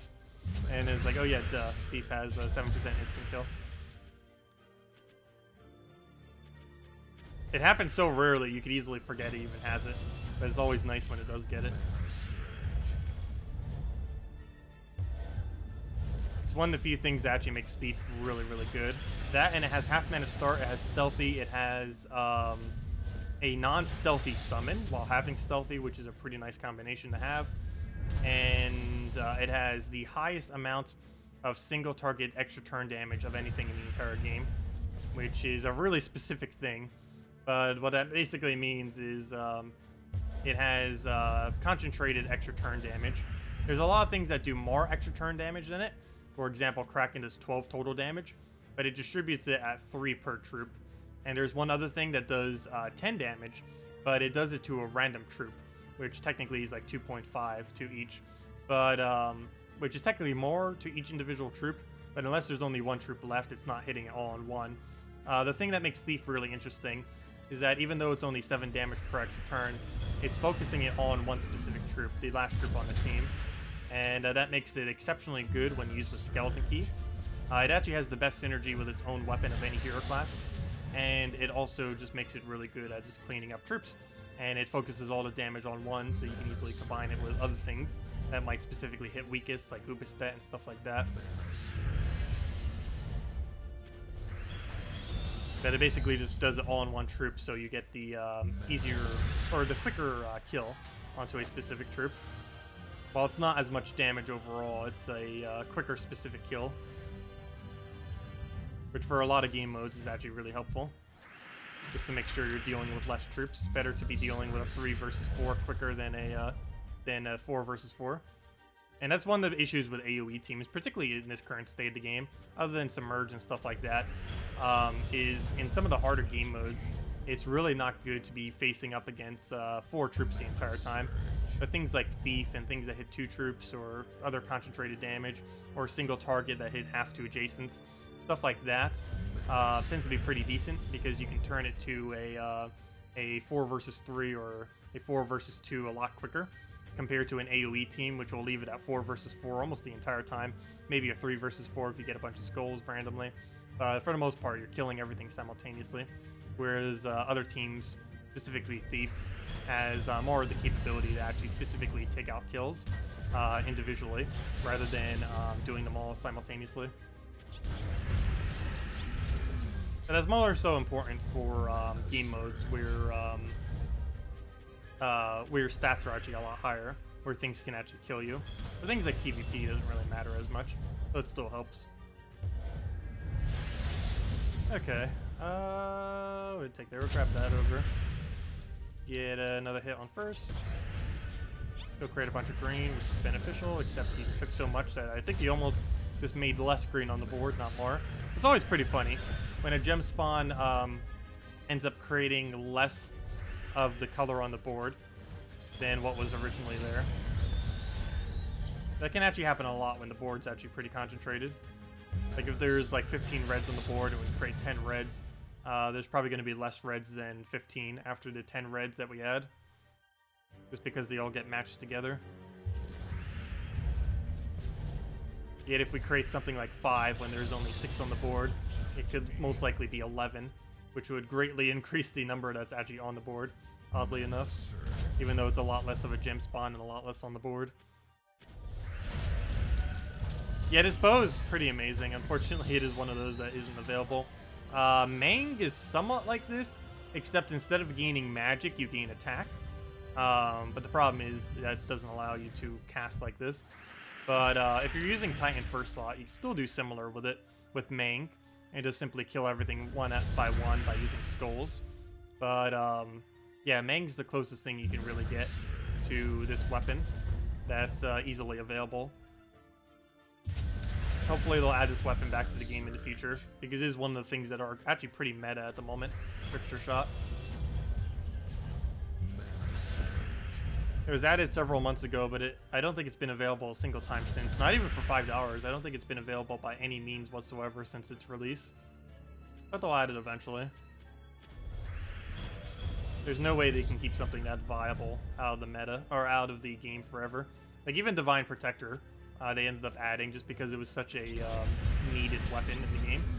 It became, at one point, one of the best weapons in the game. So oddly enough, they nerfed Divines when they added Divine Protector for the first time, which is kind of funny. While it would have been pretty shady, they could have technically made a lot more money if they would have released Divine Protector and then nerfed it. So it was kind of nice of them that they actually did the Divine nerf when they first added Divine Protector since its first release. Simply because, yeah, that would have been a little bit of a weird move if they did it the other way around. Let's see.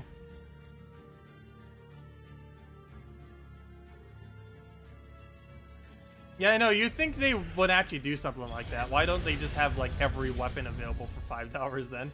Like, all the older weapons. They would instantly make thousands upon thousands of dollars if they did that.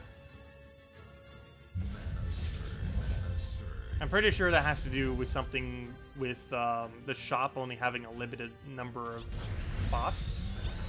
I'm pretty sure. That doesn't mean they couldn't run multiple weapons per week.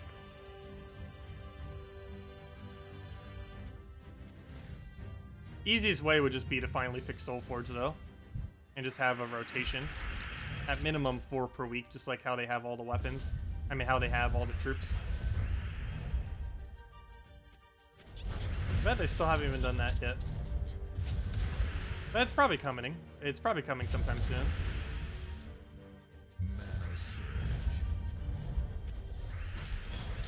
Okay. I'll take a purple. Also, I should probably know what's in next patch soon. I don't know what I'll actually be able to say about it. Probably not much. But I believe the beta for it's starting later this month. Mana surge. What do I take here? Let's just throw it on first. Oh, duh. There's no other location I can throw it on. It has to be first. Let's throw it on first because it's our only option. Doesn't let you hit anything else.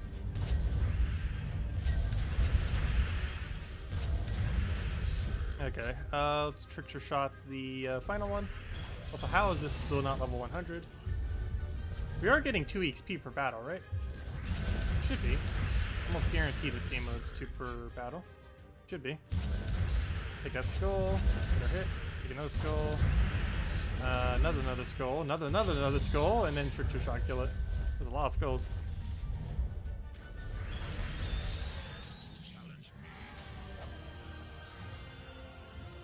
Still no Frostmage level. How close are we?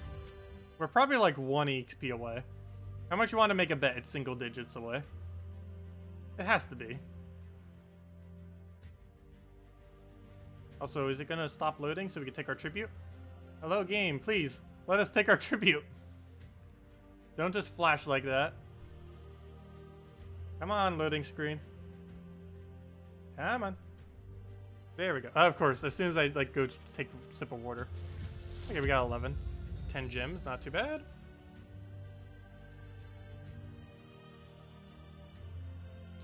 Okay. So, next order of business. Frostmage. How close are you? Bonuses. Inventory. Never mind. That's not where it is anymore. Troops. Click there. Class. Frostmage. Yep. No, it's not single digit. I was wrong. Close enough. 10. So that's 5 battles away. Yeah, there we go. That's actually kind of funny. We're going to hit the end of Bounty Hunter at about the exact same time we're going to hit Frostmage Max. Wait, actually, is that exact? I think that is exact. That's actually pretty coincidental. Let's see. Is that exact? Yes, it is. That is really funny. Let me see. Let me just do the math there. That is really funny. We are going to complete out the entirety of Bounty Hunter at the exact same time we're going to gain Frostmage level 100. That's quite amazing that it actually fell exactly like that. Yeah, there we go. Get 2 done exactly at the same time. Okay, well, let's keep doing Trickster. Only got 5 battles to go. And then we can finally stop using Frostmage. Gosh. Been using it for so many things just to slowly get it up.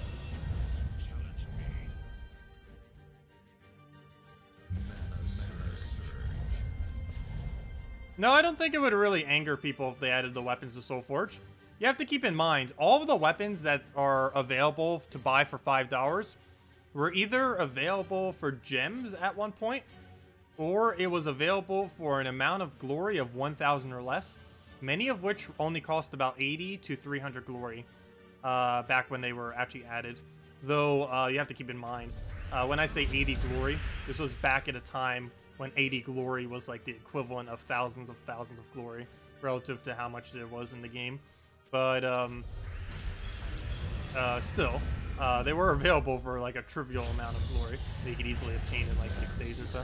But just passively, automatically. But yeah, these were all weapons. Every single weapon they've ever had. They've never only had a weapon exclusive to money only. They've always been available through in-game resources for free, relatively generously too. Most of them have been pretty easy to obtain. But yeah, I don't think people would really get mad if they were added to Soulforge, especially since they would probably be pretty expensive to actually craft.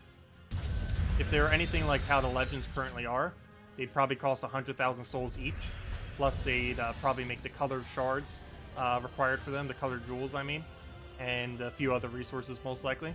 So they definitely wouldn't be cheap at all if they were to do that. So people who bought it for $5 wouldn't really matter as much, because they'd be expensive enough if they ever did add it to Soulforge that it wouldn't matter. So much so that it might almost be better doing it for $5 if they do it. We don't know how expensive it will be if they ever do get around to it though. But we'll find out in time. Well, let me actually, even though I already hit him, I shouldn't have taken that hit on him, but I'll throw a Trickster immediately on front. Get this right back up, and just go down the line. Actually, I say that, and I'm probably just going to hit the other guy first. Nope, never mind, we only have 82. That's the problem with hitting him. I didn't have enough damage. But since we hit him, let's keep hitting him. Also, thank you, Renika, for the subscribe. Much appreciated.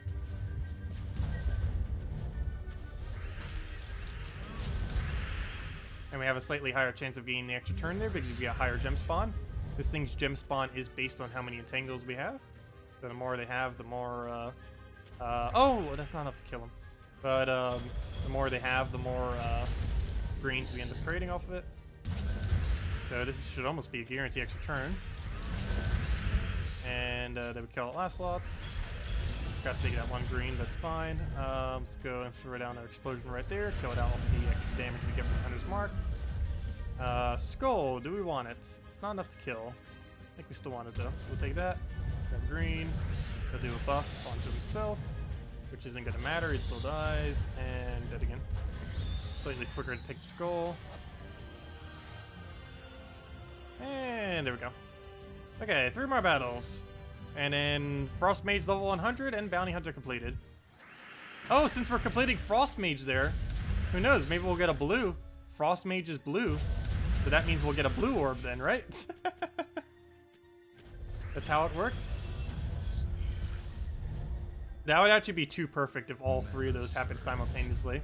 A blue major orb, Frostmage level 100, and Bounty Hunter completed. That needs to happen. Oh, it's very unlikely. Okay. Oh, I forgot. We got a Vow Raven. Let me kill that. Don't want that doing things. Let's go and destroy it with this. Should be enough to kill. All I have to do is hit 1 skull and use Hunter's Mark. So it kills him out easily. That dies out as well. Not that big a deal though. Get the last little bit of our mana. Entangle the one that can be entangled. Trickster shots on 2nd slot, simply because it's not enough to kill 1st slot. And now he's cast it again, and that's match. And when you do anything else, get to full mana. Oh, you killed a hero. I need that hero. And dead.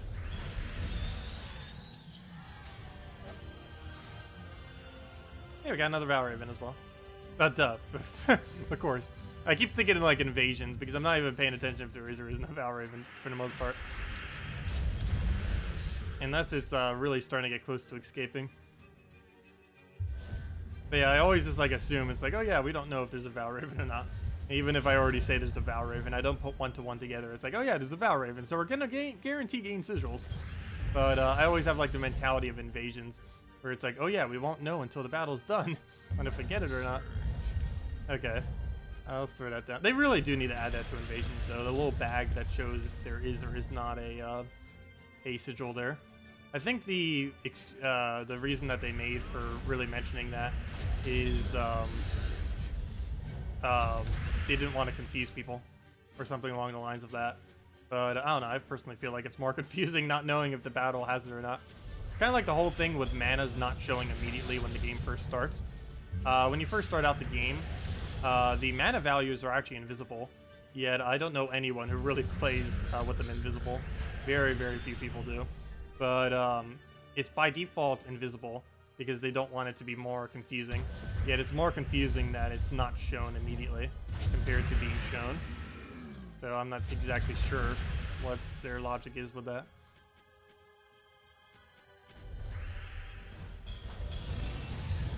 Let's see. Go get that down. Take a green over. Grab a purple. Get a skull if we can. He has Hunter's Mark 2, so he just dies right out. Should probably take that blue. Could probably got a free skull. It doesn't matter. He's going to die right now anyways. No, he won't. Never mind. He has enough durability. Still has enough. Skull does nothing because we're hitting his armor anyways. And he's dead off of that. Dead. There we go. Ugh. Okay, the final battle. And this will be Frostmage level 100 and bounty completed. And it looks like we'll have 3 sigils left over, which technically means we have like 11 because we still have the other 4 for tomorrow and 4 from Friday. And 4 from, what's it called? Sunday. Days, how do they work? Yeah, Saturday and Sunday. You missed a couple of comments. Oh, my bad. Should you repost or wait for another day? You can repost them. I can answer them all now. Actually, I might even be able to backtrack to them. Let me see. Sorry about that. I don't see any, though. What were they? Yeah, feel free to repost them. Oh, wait, were they or yours or someone else's? Let's see. What else did I miss? Yeah, not showing mana values. Oh yeah, I'm pretty sure it confuses newer players. Oh no, has anyone here just started recently? Did the fact that it didn't show mana immediately confuse you? Pretty sure the answer with almost everyone is yes. So you never know. I personally feel like it's more confusing that it doesn't show it than if it was to show it immediately. Really, the option to even disable it is kind of weird. I don't know a single person who plays the game without it shown. Except for maybe Tech9 occasionally. And I have no clue why he does. I guess because he's played with it so much without being able to see, and he probably has memorized like the mana cost of every troop. I believe I have too for the most part. But he's probably played so much with mana turned off that he probably has it memorized per troop, per how much it's filled. Like right here, it'd probably be hard to tell on some specific troops, unless you played with it a lot, on how much mana they currently have. Let's see, where's the option for it? Oh, my screen's not even the right resolution. Okay, I'll need to change that later. It's not that big a deal. It's off by 2 pixels. But anyways, what am I looking for? Can't even find the option. There it is. But yeah, like that's hard to tell. Like it looks like about 10. But there's no way to know for sure if that's 10. Like, this is a hard one too. It looks like 4 or 5.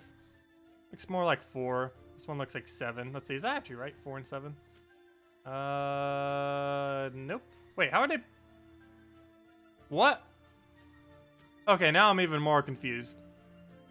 Does it not even work properly anymore? There's no way, unless my eyes are that bad, there's no way those are the exact same amount of filled. That is definitely filled less than that. It doesn't even work properly. Really? I thought it did, at least showed it properly. Oh, duh, it's because they have different mana. Because they're the same color, never mind, it's correct. It's correct. I don't know why, I thought they were the same mana cost for a second, because they're the same color. But, they're completely different mana costs. But yeah, it's just more confusing.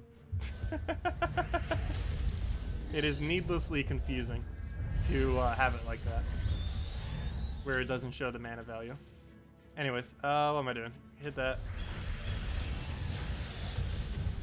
Grab the green. Take our green over. Grab the skull down there. For delves, is it better to select 2 times multiplier and run away? No, it's actually better to take 1 times multiplier than it is to take 2 and run away. It's better to take 1 times multiplier and do every room than it is to do 2 times multiplier and run away. So yes, you'd want to camp level. So for example, if you were to go and do level 20 camping, you would actually complete out level 20 over and over again, and you would keep taking it for its 1 times multiplier, and you would just do that for wherever spot you're camping at. If you're camping at 100, you would just keep doing 100 at 1 times multiplier, and you wouldn't bother doing 110. But there we go. We finally got our Frostmage to level 100. We've finished out this event, and now we get our orb. Our lovely, lovely, awful orb. And now we put our luck into hopefully getting purple or blue. If we don't, this was a pretty average bounty hunter. If we do, then it's very nice. But, yeah, hopefully it's not horrible. Yeah, it's green. You know what? I need to go open the 2 vault keys and make up for it. Though we'll probably get junk off of this too. But, gotta make up for it somehow. So we got 2 vault keys from this event. Let's see. Let's go use a hero class that has half mana start. No matter what it is. Let's see. Where's Necromancer? You have half mana, don't you? I don't ever use soul farming teams, so I need to get this thing actually leveled eventually. As long as it has half mana start, it's fine, and it does. Let me make sure I actually have it set though. That would help. Oh yeah. Oh no, that's weird. You can't actually have Darkstorm at 50% start at the same time. That's a little bit unfortunate. But I do need the 50% more for what we're doing right now. Probably not even going to need it, but just in case. This is not the hero class I'm going to start leveling. It's just the only hero class I believe that we don't have max that has half mana start. So if we're doing Explorer or this, it's better to do it this way. There we go. Didn't even need the weapon. What do we get? Oh! Oh! We got another one! Round 3! Okay, we got 3 major orbs actually from this event. What does this one have to say? Got a purple and a green so far. Oh! Oh, okay, this bounty was worth it. We got a blue. It wasn't from one of the ones directly from it, but this vault key was technically from the event, so that's technically from the event. So there we go. Okay, it was all worth it. We got a blue major.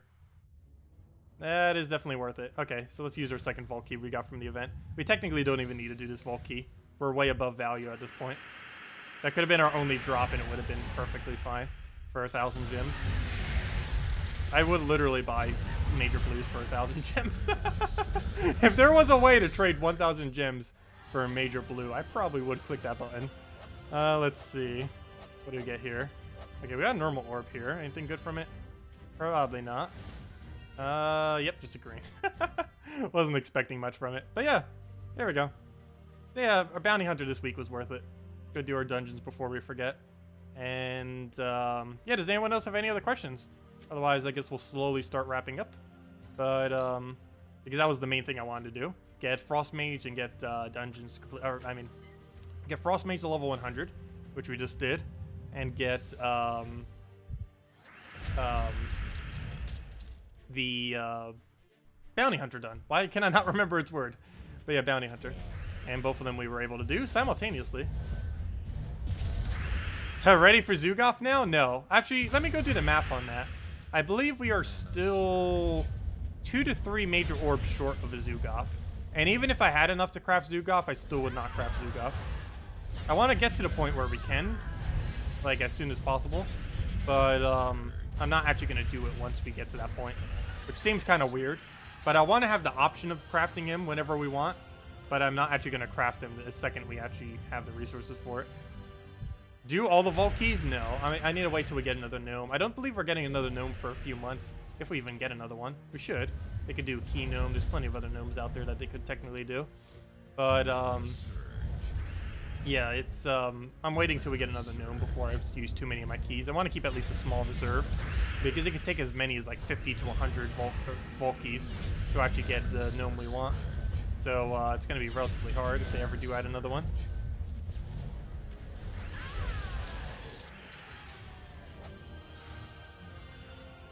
But yeah, they might even just stop adding gnomes. I'm not sure. They keep doing it every few months lately. I don't know if that's a reoccurring thing or not, but...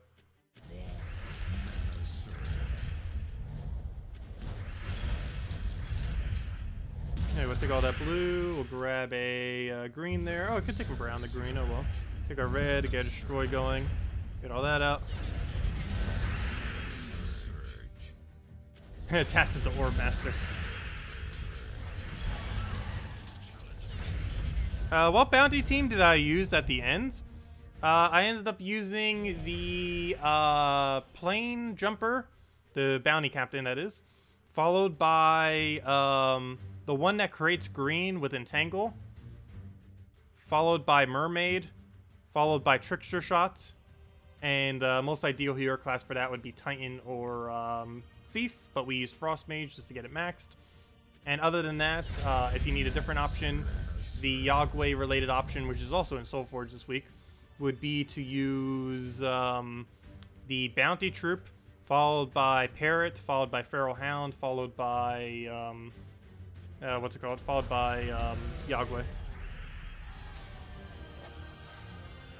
Okay, that's completed.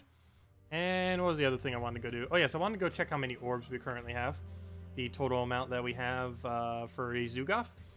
So the easiest way to do this is to go under our menu and just count them all up. So each 4 of these is 1. So that means we have 12. 12 into 9, that's 21. You divide 21 by 3, and that is 7. So we are currently 3 major blue orbs away from being able to technically craft a Zoogoth. In 3 more major blue orbs, we would have all the resources we need to craft a Zoogoth if we so choose. And also getting 4 orbs of ascension also count as one of those 3. So that likely means we're going to gain 8 more small blues and 1 more big blue in that time, most likely. Unless we get really lucky, in which case it will be 2 big blues and 4 small blues. And once we do that, we will have enough to technically craft a Zoogoth. Will we do it? No.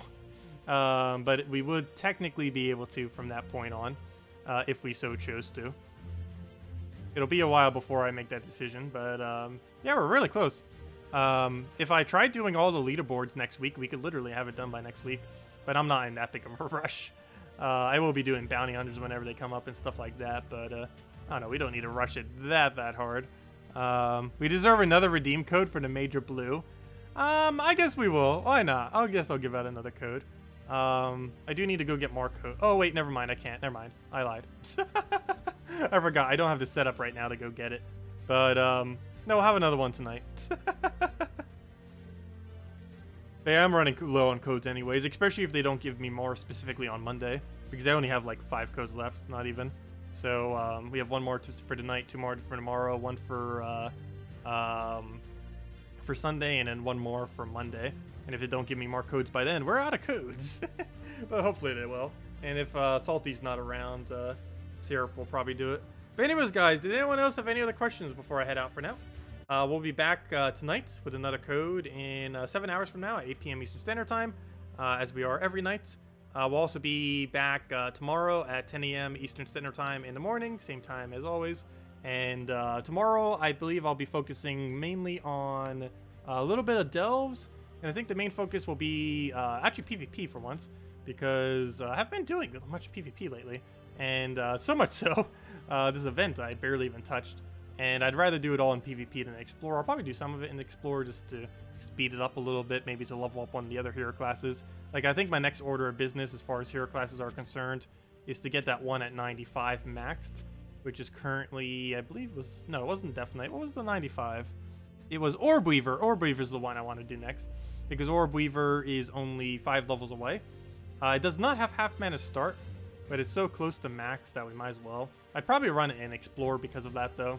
Not in PvP, just because it would make PvP go slower.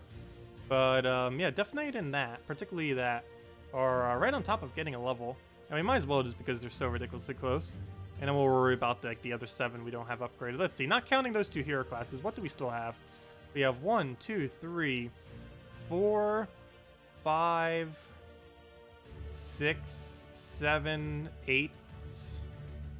Okay, so we have 10 hero classes that aren't maxed, but about 8 of them that are realistically not maxed, because Death Knight's pretty close, and Orb Weaver's so close that you might as well say it's already there, just because of how yeah, it's only going to take like a few days, not even. We could probably get that done this weekend if we really try. We could get that done in a day if we really tried. Let's see. But yeah, did anyone else have any other questions to mention? How have I been lazy this week? Let's see. Higher level delve team for All Seeing Eye. Let's see. You have green as an option. You have blue as an option. I think I normally run Mountain Crusher, Apothecary, double Megavore. I don't know if you have that though. But you can also run the Devour guy. You could use the Goblin thing, the Iron Gut. You can use Mountain Crusher, Apothecary, Iron Gut, and one other support troop. You can even use the really good one, the Possessed King, with it, and do it that way. Haha, Tacet's cure for the PvP meta. Don't play PvP. That's almost been what I've been doing. I've only been doing 1.9k recently. I haven't really been going too much further in PvP. The meta is a little bit weird in the current state of PvP. They are probably reworking PvP this week, or not this week, this year, to be slightly better. But in the current state of PvP, I don't know, it's kind of janky compared to normal. It's not horrible, it's just I know, it's kind of weird. Let me actually change this to Thief, because no other hero class that's viable has half mana start. So, yeah, might as well just use that then. I don't know. I guess technically we could be using Necromancer. I don't know. Do we just switch to Necromancer? I guess so. You know what? Let's start getting Necromancer maxed. If nothing else, it's free souls on top of our free gold. Not that many souls, but still more than the almost none would be gaining per battle. Not like we need souls. We have essentially infinite souls. But now we'll have infinite and more souls. So just throw that down. But yeah, I do love using key teams still, though. That I do still love. One thing about the current meta that I do really appreciate is that this team is amazing. And it's a lot of fun to use still. We're still at 13. That's how little PvP I've been doing this week. Hello, Mars! Welcome! But yeah, did anyone else have any other questions before I end out? Let me know. Mang Apothecary can solo to level 500. Yes. Any delve where you can go, where you can use Apothecary, you can use Mangus Titan with Apothecary and solo literally every delve. It is possible to lose with that, obviously. You lose hero, you basically lose the battle. But it is technically possible to win every delve where every delve where you can use Apothecary, it is technically possible to win with Mang Titan Apothecary. That is true. It might take several attempts, because it's not the most viable of things to be using for every delve. But it is technically possible to win every delve where Apothecary is available for that. Which means you could do, let's see, what are all of those off the top of my head? That's All-Seeing Eye, Sea of Sorrows, Warrens. Yeah, Warrens.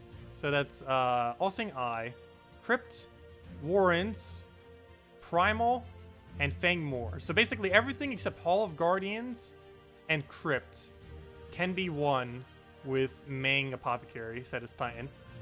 Not the most viable of things to use, but every delve except for 2 can run and win with that team, which you can have at like level 100 or so. It might be a little bit harder if you don't have the stats as well, but it is technically still possible. Yeah, technically Iron Gut can solo every delve, assuming the battle you're up against does not have Immune to Devour. That is true. And he has even more available options than Apothecary as well, since he also includes the color of brown? I forget what the other color was. I believe it's brown. Yeah, obviously it's brown, duh, because you could use brown spam with him.